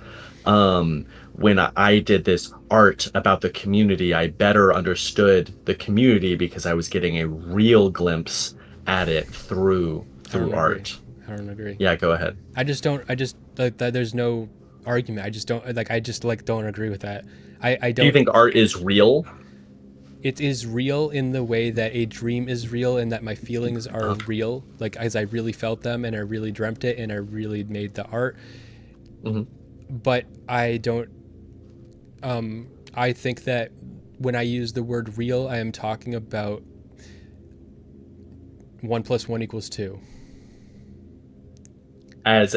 You're saying that it's real in this sense of being a word used to describe some complex phenomena, but really that phenomenon is like atomic and molecular and not. You'd have to investigate scientifically if you want to know exactly what it is. Is that kind of what you're saying? It's a shorthand. Wait, hold on. I'm thinking of ways in which I disagree with myself. This is an issue I have in these conversations. Because Yeah, we're all going to be of multiple minds with these philosophical topics that have no answer. We all kind of believe both sides to a degree. Yeah. So when it comes to the math one, mathematicians, basically everyone at one time or another feels like they are inventing math, and everyone at one time or another feels like they are discovering math. So it's pretty confusing. I really wanted to focus. I actually only have about 25 more minutes. I really so wanted to why are focus you on. asking me this? Let me add a little bit of organization, just because we're limited on time. I really want to talk about uh, uh, what art is and what it's real, and then maybe some examples of different artistic forms Why? and how we can understand these. I don't want to talk about what is real right now. I want to talk. Why do you want to know? Why do you want to know? Okay, sure. I after my experience doing art, I want to do more of it, and I have certain artistic forms that I'm comfortable with that are obscure. I don't know how to present them to other kinds of audiences, and then other uh, kinds of art I want to learn more about doing that are more traditional. So the kind of art that I am actually really, really, really good at is oration, the art of oration, of telling some kind of story verbally and connecting verbally with another person, especially mathematically. I think math is this giant. I don't think math is itself an art form. I don't know what math itself is, but we can explore it in different artistic endeavors. So those artistic endeavors could be by yourself alone in a room with a book. It could be teaching a classroom. Teaching a classroom and giving a presentation, I think, is an artistic experience. Yeah. It could be doing it side by side with another person. There's a verbal component, there's a visual component, there's a written component, there are tactile components. And I've spent, and I guess what I'll say personally, there's a small panic in my chest because I've spent the last 5 years honing this oratory component of math, in giving lectures to young children about pure math and how to do pure math, and it's all quite different from what they get in school. And I'm about to leave my center to go to graduate school, and I'm going to miss I'm going to miss that very much. And I have been thinking about this art form, how I can possibly expand on it and do more with it. People aren't very aware of this art form, and I don't know how to have a market for it. Okay, this makes sense. This conversation makes so much more. I don't understand. Okay, Yeah. why the fuck are you? I get bogged me? down in abstraction. So anytime I'm getting way too into the abstraction, you can always make it personal and get my motivation. Yeah. Yeah. Okay. That makes this. Okay. This is. This is okay. If you are. So the reason you're trying to ask about abstraction and stuff is because you are trying to figure out how you can take this abstract concept and use it. Well, partly is I've like never talking thought of about- myself as an artist. After doing art, I realized You're fighting that, it. You're fighting it. So that's why you're talking about the abstraction thing. You're trying to digest it or metabolize it. Yeah, synthesize it in some way. And so that also the art form that I've done a lot of is obscure and not talked about. And so I'm trying to understand art more generally, so I have a better lens for discussing and doing and convincing people about this art form that I think that have an the inclination feelings towards. the feelings that make you do it are more real. It's a fact that you feel them, you know, in that way. They're more real than the abstract concept of the art itself. Like it's a human. I'm a human doing this because I My want to. Buddhist friend would agree Yeah, with that. and Max would agree with that too. I'm a human. Yeah. I'm a human talking to you. I'm making this stream because I don't know. You could pathologize it or whatever. I need attention or I need to express myself. Whatever the fuck. Or it's just something I'm comfortable with. Whatever. Those types of things are real. So if you want to do it, that's real. And you have a skill and you want to use it for something, and that it's going to be meaningful for you. Do you want me to like brainstorm like how you can use it? It's very interesting. Let me think. Well, okay. I'll add a little bit more into my experience on this and why this sign was revelatory for me. It really opened up in my life how many things are artistic as you're doing them. And after doing it, I think this is normal when you do an art project, is in the middle of doing the art project, it takes some week, 2 weeks, 3 weeks, months, years to do. And over the course of that project, you're just going to get flooded with new ideas for other projects that are just going to keep coming and coming and coming. You got to keep writing them down. Keep writing them down. Yeah, that's true. I should probably be writing them down. Yeah. That's a good point. And when you do that, if you do that, you'll tip. never have artists. Like people talk about writer's block, whatever. You keep writing them down, you'll die with something Max said. You'll die with the words on the tip of your tongue. You know. Yeah, that's right. I have a personal experience with that, with learning Melee, practicing certain skills, self-practice and analysis. Every time you think of something new you need to practice, if you write it down, you will literally never run out of things to practice. But it's very hard to do this. It's very, very, very difficult to actually do. Have it on your phone. I get or either like I've had notepads, but you'll keep it better if it's a notepad document on your phone. There's something emotional that gets in the way. But yes, these things that make it more convenient, make it easier. But there is something. I think a lot of people struggle with this. I certainly do.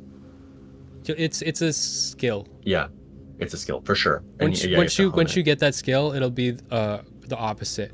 You'll be I don't know. Like I work at like a retail job, and I will just want to journal. And like every customer is like, shut the fuck. Like, I need you to just disappear so I can just keep thinking and keep making notes, because I'm just standing here, okay, and I don't want to do nothing. I just want to. It'll become like a constant if you really go down that path I'm talking about, you know. Yeah. So so one thing I'm struggling with is the kind of art that I'm making, or that I want to make, or that I'm thinking about.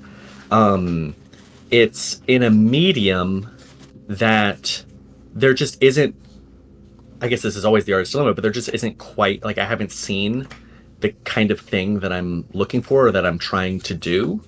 And so it's hard to draw a lot of lessons from other people. I've got thoughts. I've got a lot to say. Okay. Oh God. Oh fuck. Which one to do? Oh, fuck.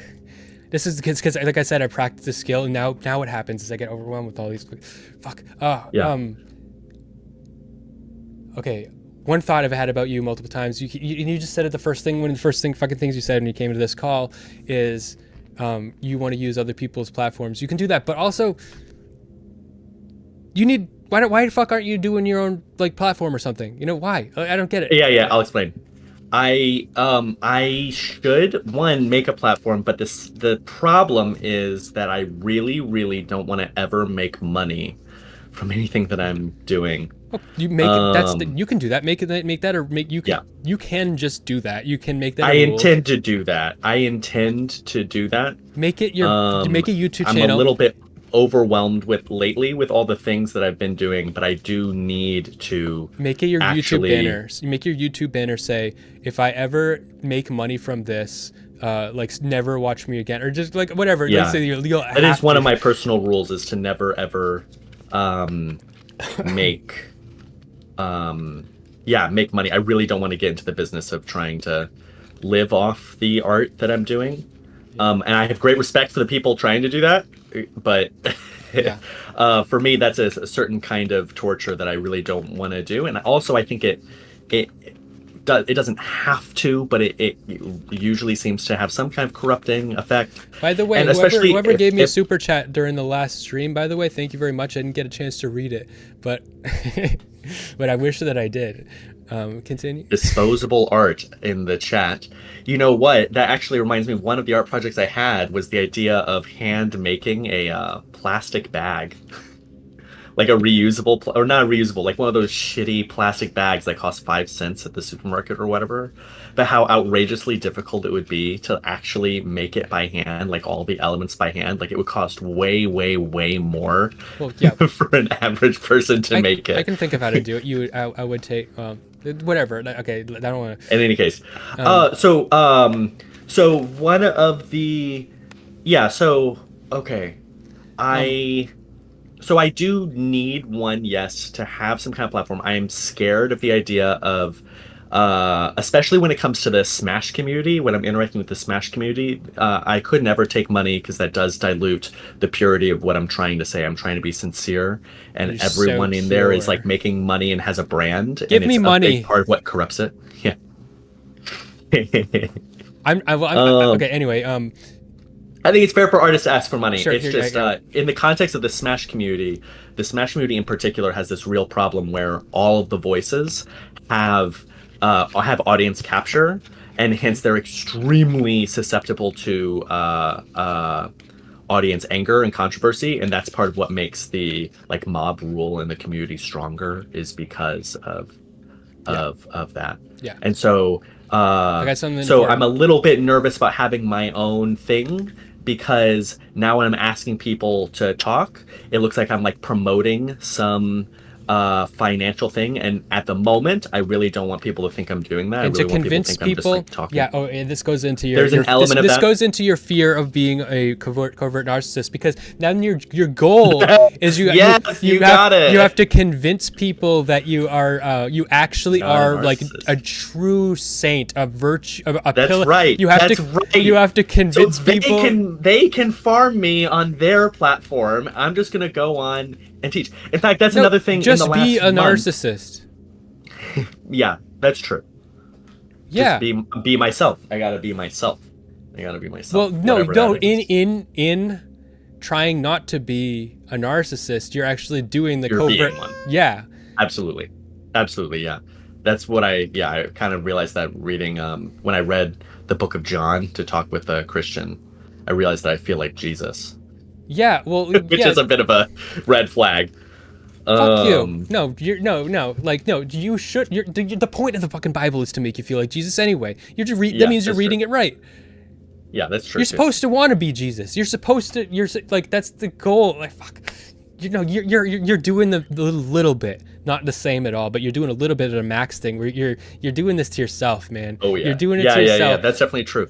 I think self-awareness is like I don't know. Yeah. I don't know. Sometimes I think there's a lot of things that are like a little bad and a little good, and there's something important about recognizing the bad. Yes. That's something I have in common with But like Mr. I was Girl. saying, it's even better when someone else can do it for you. You know, it's so That's much true. better. It's so much better because you are your So worst. hide it, so no one knows until someone else does. You can only look through your eyeballs, you know, and you're looking at a mirror of yourself, but like you're not going to get it right. You're like, when you try to do that, you try to do that acid or chiseling, you're just going to come out like a mutant. You know, you do your best. You know, you like. But anyway, I have another thing I want to tell you.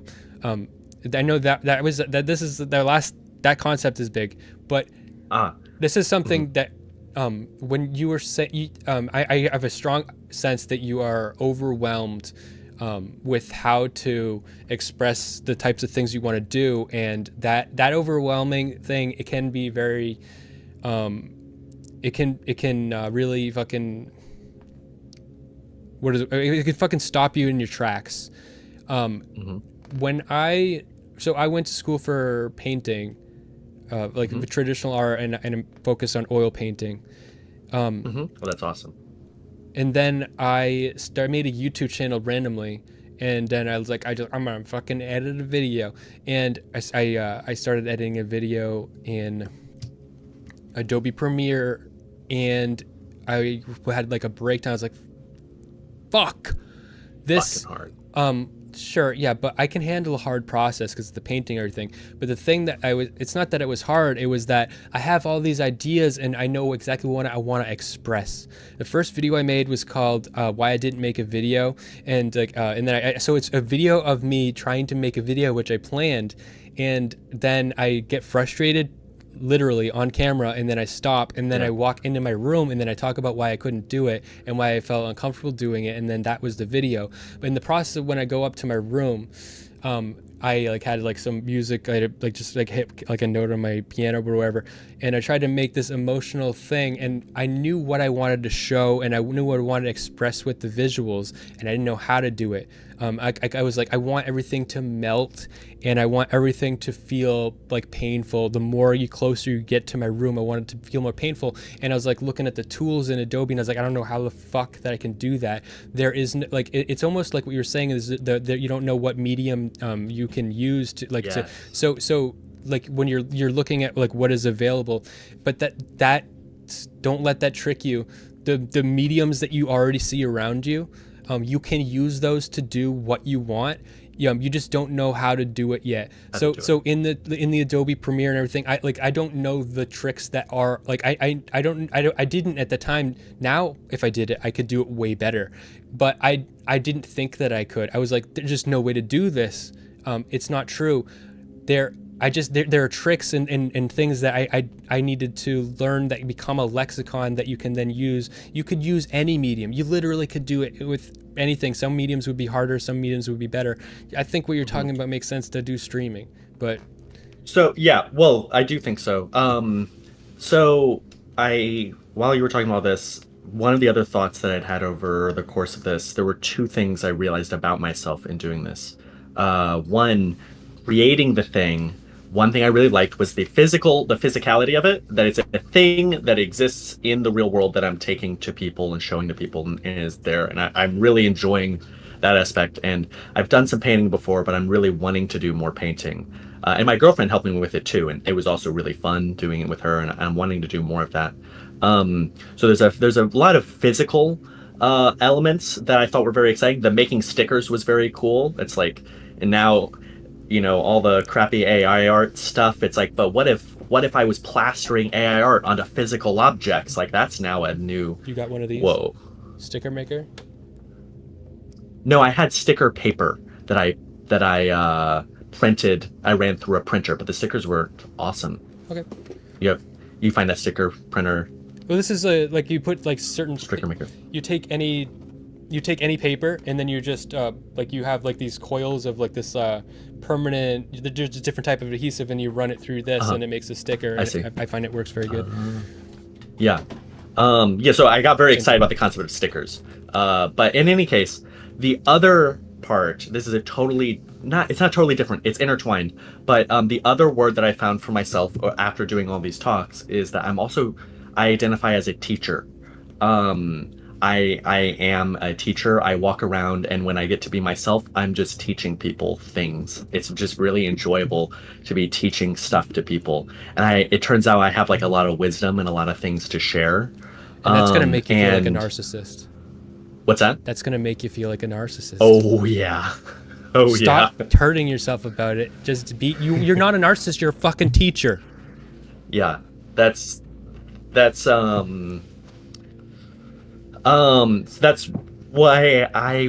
I was kind of looking at my role in the Smash community as, is not as an artist necessarily, but there's an artistic element, but as a teacher, that the Smash community is in need of a teacher, someone with wisdom, with compassion and empathy, to share thoughts and ideas and feelings that are, I don't know exactly how to explain. One of the difficulties of teaching is that you need like a mandate to be teaching someone, like you need their consent, kind of. And so when I'm in a center, I have children, and they kind of don't have a choice. And when I first assess them, the initial assessment is partly about creating a. It's a bit like therapy. You're establishing a teaching relationship with them, which involves a lot of kind of hypnosis to get them willing to do math with you. And something else I've been coming to terms with is that no one in my real life has ever let me teach them math. They all get very anxious, and uh, it's it's very strange. No friend of mine, no family member has ever let me sit and like teach them math. But get me in front of a stranger or a child, and no child has ever not let me teach them math. Even the most, angry kid who's totally like thinks it's all pointless, I can sit and I can find a way to break through and get them to engage. I think if you math. make a platform, this is like a random thought, but you're gonna have this experience where if you make like a YouTube channel with the content that really like you want to teach people a certain thing, you make a fucking video about teaching this math concept, you want to teach people, the people that actually want, the adults that want to learn that are gonna be there, and like eventually if you keep doing it and you market it, they're gonna find it, and then you're gonna be like, holy shit, like it's not, they actually came to me, they actually want to be taught, you're gonna. Yeah, if I put it out there, you're saying they'll come. If you work hard enough to make them come, they'll come. You yeah, gotta make them come.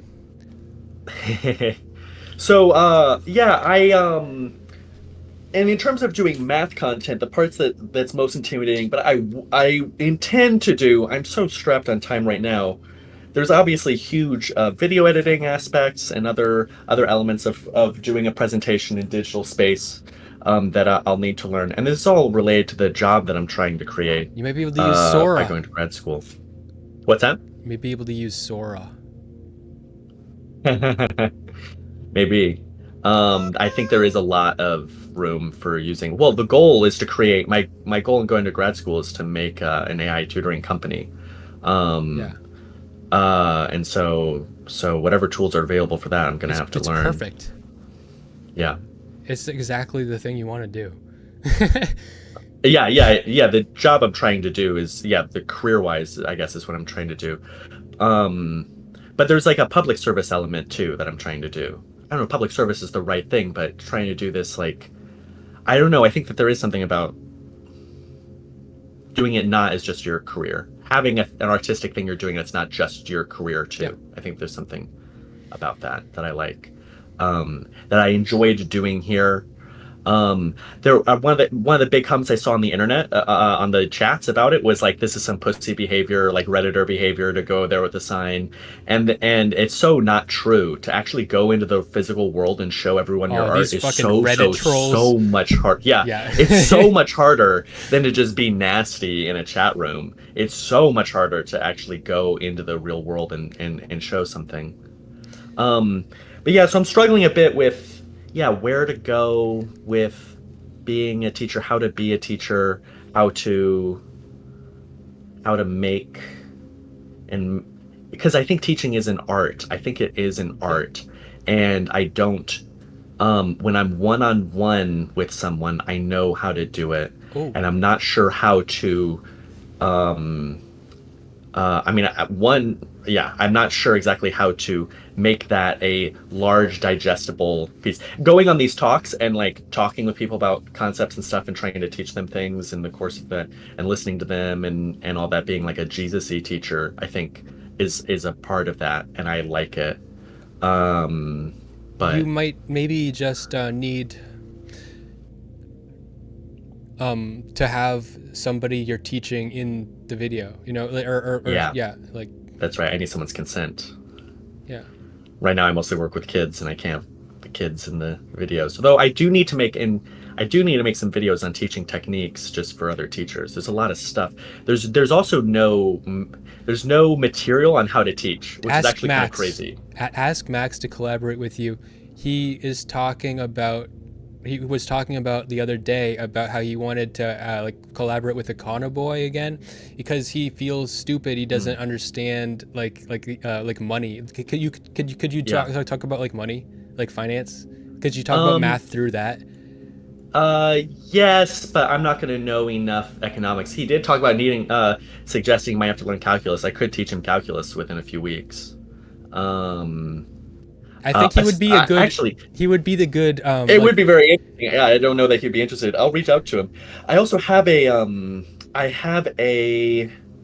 I just hired at my place an instructor who he's waiting around to get into the NSA. It's like a long process, so he has like 8 months where he can work part time. He's a physics PhD. He just got his physics PhD from Berkeley. Turns out he plays Melee. We were playing Melee yesterday. We're like two peas in a pod almost.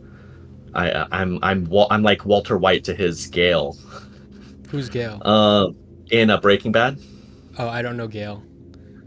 I watched all of Better Call Saul. It's probably my favorite show ever. I only watched 2 episodes of Breaking Bad. Eventually, I'll. Okay, then never mind. In any case, anyways, I think I'll be able to learn a lot of physics from him. I was asking him stuff about the black hole stuff, trying to get him see what he thinks about it. It's all very interesting. The black hole thing is just so simple. It's not really. It's just that Max found a thing that physics people like are like retarded about, and he's just like, you know. Yeah, that's true. And math and physics communities have a lot of gatekeeping, and they're very emotional about it, and that's something I experienced a lot going up in there. And there's a big inclination not to kind of jump in on your own and do your own thing. Yeah.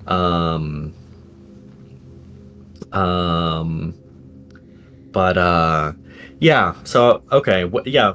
So I need to go in like 3 minutes. Let me get a short takeaway from you here.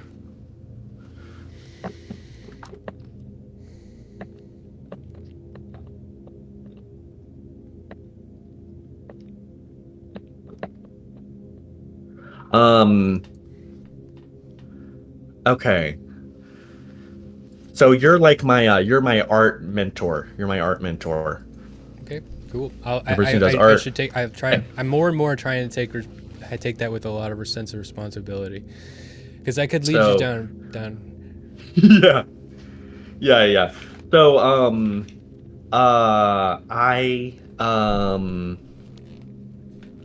so as some takeaways, other than the fact that I'm really strapped lately on time, because it's all getting stuffed full of all the different things, what would you think are the various talks I'm doing? What would you think are the first places I should start in whatever it sounds like to you is whatever the project I'm trying to do? In the talks, the first place to start. They're time consuming. These talks are time consuming, but they're part of what I'm trying to do. But it's just time consuming and emotionally exhausting, and so I think you need to have your own platform to collect them and put them on, so that they're all together. It's just you will have ownership of it, and I know like part of you doesn't want to do that, and I am mad at that part of you. You don't need to like make there's money. Part of that also is I didn't get to mention that's part of that is the teacher element. The teacher element plays into this, the idea that I'm a wandering soul who comes in and talks to you. Like Max gives you a tool, because you can learn from him in a way without being him, but the thing that you want to avoid obviously is you don't want to become a cult leader. You don't, and he really doesn't want to.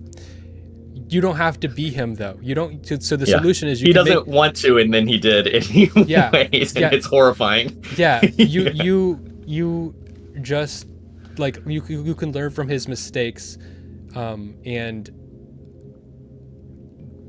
do it in a way that.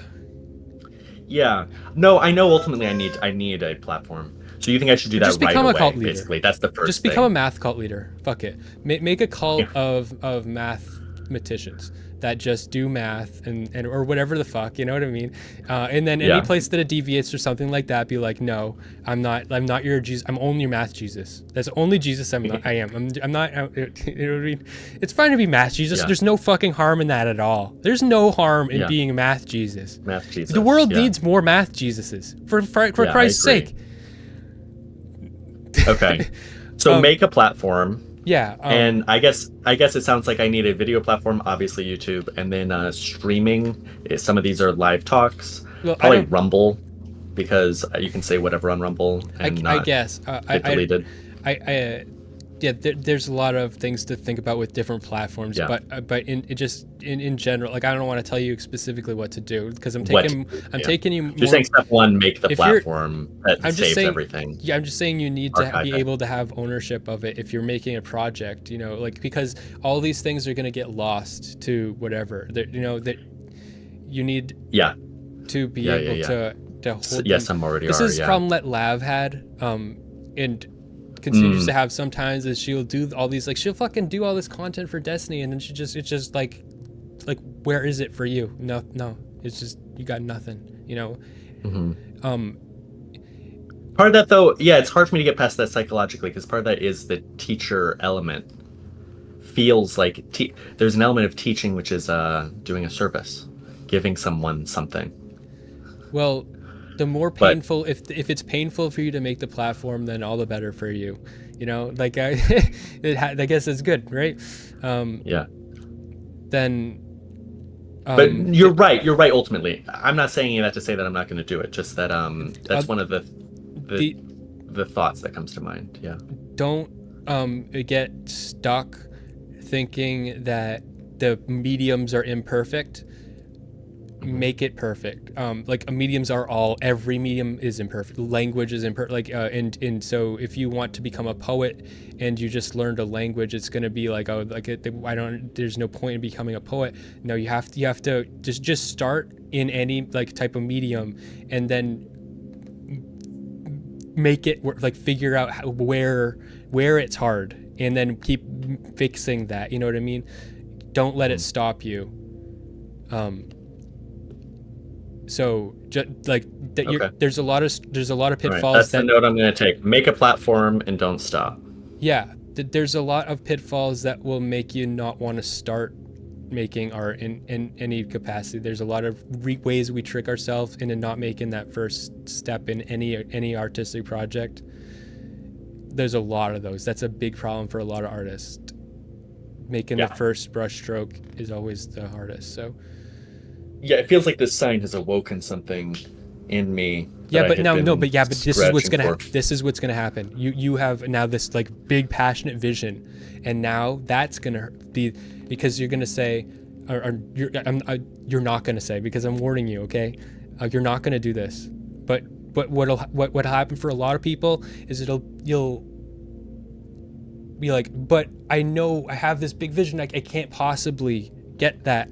I can't I had this idea I could do it like this, but it's not going to really match what I want to do. It's not going to match my vision. Doesn't matter. Just keep trying. Just do it anyways. Yeah, it'll get better over time. Yes. Yeah, this thing was very far from my vision, and what was still so exciting is that it was so much less than my vision, and it still came out as a thing that I learned so much from. It was so good, invigorating. Yeah, you just keep. That makes sense. Okay, I do need to get going. It was great talking. I am going to follow up in the next week or two about book club. Book club is an element of this. Actually, book club is a part of this attempt to teach, create a platform. I want a kind of space where people can come together and analyze philosophical texts and read them and think them and feel them. And I think we're missing that when we don't have church anymore. I'm trying to create a church-like space. This book club is the next. Basically, the book club is the. I said I wasn't going to think about book club until Genesis was done, and now book club is the next really big. I'm excited. Project that I'm working on. Yeah, I'm excited for the book club. All right. I will. Yes, I will follow up hopefully in the next 2 weeks on exactly plans and polls on when everyone can show up because the organization's a huge pain. Cool. Okay. Good luck with all your stuff. If you ever want I'll read your. If you ever want, That what is might be it? Someone to be look really over. helpful. Yeah, that might be really helpful. Yeah. Yeah, I will totally read what you've written and give feedback or thoughts or ideas on it. All right, cool. I'll let you know. Yeah. All right, bye. Okay. All right. Take care. Take Bye, care. Seth. Bye. All right.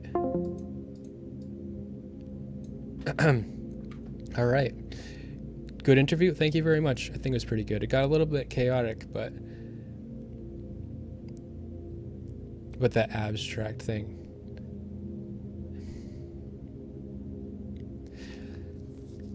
It's an annoying puzzle for me.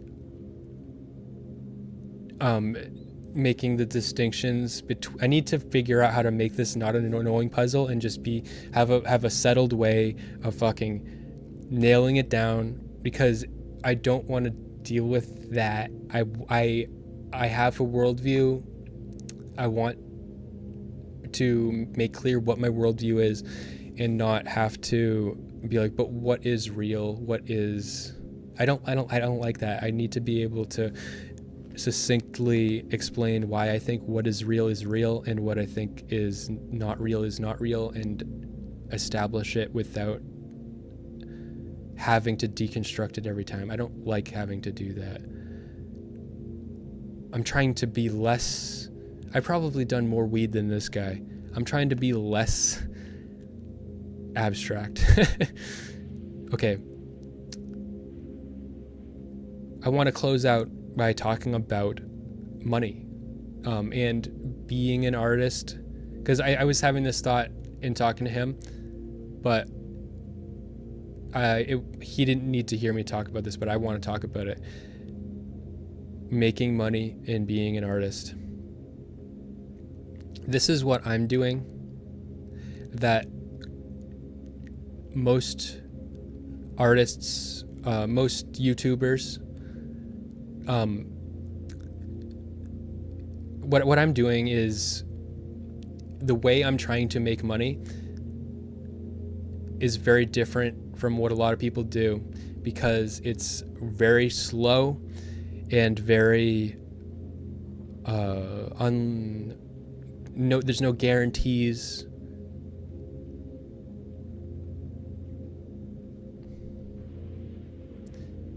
So what most people will do, if money is a very high priority for you, is you're going to make your platform and you're going to immediately want to go dive right into audience capture. So you're going to audience capture in pursuit of money. So you're going to say, well, people want to see this. If I do more review content, it means I can do a stream every single day for 4 hours during this time and this time.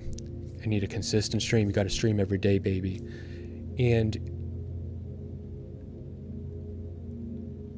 I will monetize it in this way, and people will give me money in this way. And you try to build your content around monetization. But I have not built my content around monetization at all. I need to think about monetization more. Absolutely. Absolutely. But it's such a low priority. I want to build something that eventually, I want people to pay me for what I actually want to do. And I just want to keep doing it and keep making it bigger until I find enough people that want to help support me and pay me to do it. I need to make that easier for people, but I don't want to follow the money. I want to do it so good that the money follows me. And most people don't do it that way. And there's no guarantees. If I talk to a lot of bigger streamers that are, kind of toxic and they want to shut you down, they're going to say, well, you don't make the money, or you don't have like the big viewers or whatever. If I wanted to, I really could just do a Chud Logic type stream or something. I was watching Queeman the other day. I like him. I think Queeman, I like him. But I'm not doing what he's doing. If I wanted to just make money, I would go down that path, or I would go down, like there's a bunch of different paths I would go down. Like try to make the content that people will give me money while I'm doing. But that's not the direction that I'm going. But I do want to make money. So I got to make it easier for people to pay me. And I just got to keep doing it. And I mean, the other day, someone did give me a super chat and I didn't say it. I should probably have said something. They made a comment about, it was an insult about Speakeasy, which was funny, but it didn't fit into the conversation, so I didn't say it at the time.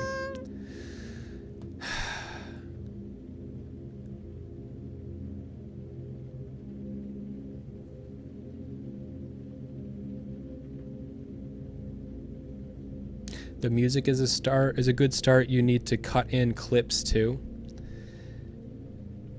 Cut in clips. Making video like YouTube shorts and stuff. That stuff takes a lot of time. Once in a while, I'll have a moment in a stream or something, and then I will be like, I gotta fucking clip it, and then make a fucking Twitter post or something, and then I'll do that. But I think if I want to be a guy with YouTube shorts and streams that are edited down and then reposted, I need to have an editor because I'm already spending a lot of time doing the things that I'm doing. For instance, the music that I have going on, that shit, one of the reasons that people don't do that, I try to find shit that's not going to get me copyright struck. I use shit from old video games, ambience from video games, shit like that. But one of the reasons that people don't do it is because I literally spend at least an hour before a stream, like finding music and then planning out. Like I'll use these at the start. I'll use these, like, and then I have these for ambient options, and then and that's the skill that I'm getting better at, and it's a skill that I'm one of the only people developing, but it takes a lot of time, and I like spending time on that. It's what I care about. I'd rather spend time on that than editing, than doing a stream and then taking the stream and then editing it and then reposting it as like a shorter video, or like Destiny has. I need an editor to do that. That's not the part that I'm focusing on. The part that I'm focusing on is the art. Okay, so, yeah.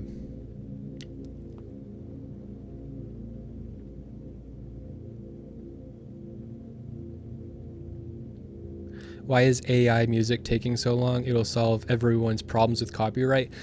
I was listening to someone talk about why AI music is taking so long. It has to do with memory. AI music, I can actually give you the answer to the best of my knowledge. I'm not the expert, but I'll convey it. One of the biggest limitations on AI is not just processing power, it's memory. So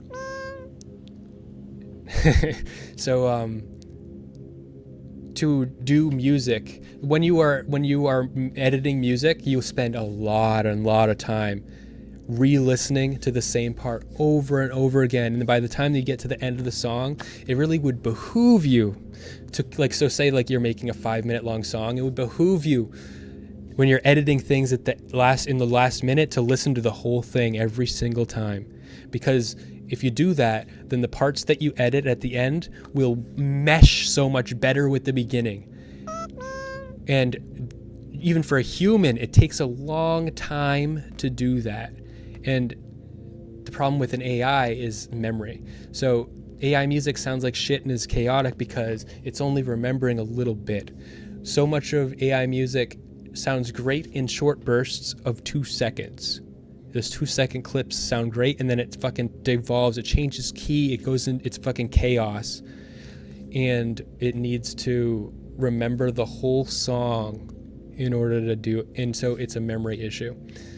The advancements in AI are going to rely on some advancements in our processing and memory. That's why I'm actually starting to think it. I want to. I don't want to assume it's not going to happen, but a lot of the AI future that we're imagining will rely on so much memory, giant fucking giant servers and there's so much infrastructure in processing and memory that needs to be established to make those types of things happen.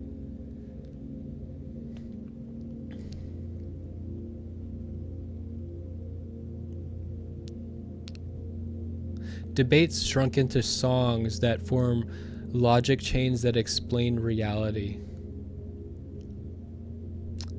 If you want to make a song about my debate, I'd love it. I will listen. I'll listen to it on my stream. I'll share it on whatever platforms, and I will enshrine you in my heart. But I have a lot of things that I'm doing, and like I was telling Drew, I'll keep writing notes about ideas that I have, and only so few of them actually I have the time to actually do. And I have a job too. I have a job and I have shit happen in my life. So if you want me to have more time, and you might want to, I need to start making money.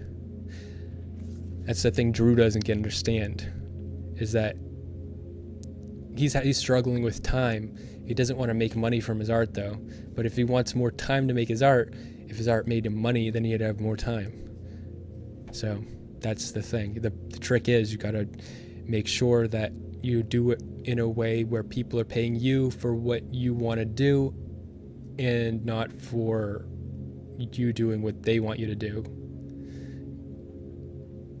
Because then it's not, you're an artist, you're less of an artist because now you're just working for them.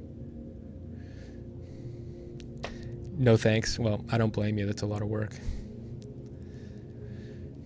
Well, that's what I'm saying though. You want me to do that, but I mean, it sounds like a good idea, but I don't have the time. And also, there's your idea. It sounds like you've got the vision more than I do.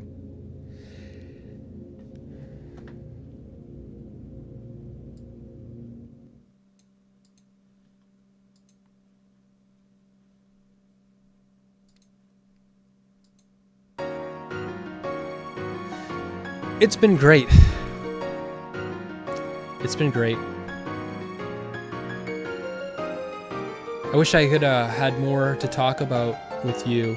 I wish we could all suck each other's dick in a giant Congo line, and it would never end in the whole world. We just have a giant chain of humans that wrap around the world for fucking million years and never fucking end. Just fucking chain and Ouroboros of fucking human cock sucking. Oh yeah, women and clit sucking. Look, nutrients come out of dick in the form of cum, but there's plenty of nutrients that come out of a pussy. There's actually probably a lot more liquid coming out of that fucking orifice. Just that, all is that to say is that, there's no self-perpetuating energy cycle. If we all suck each other's dick and each other's pussy, eventually we'll get tired because there's not enough sustenance. A human centipede can't supply itself on its own shit. Eventually, you'll wither away and you'll run out of energy. And that's life.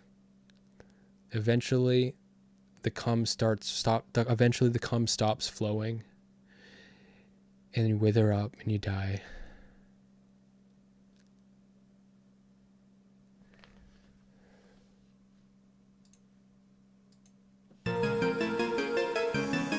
Eventually,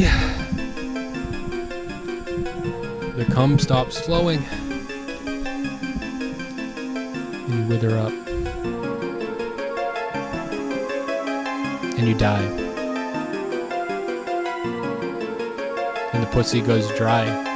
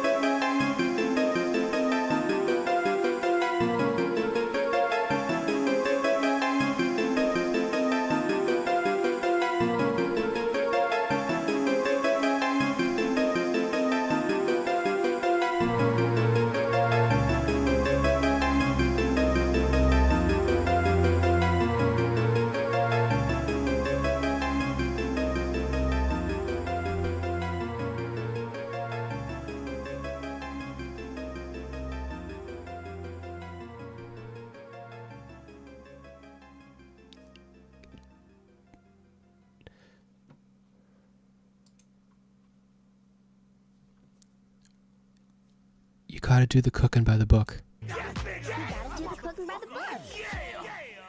Have a good fucking night.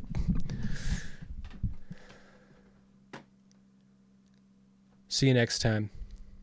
I'm looking forward to it.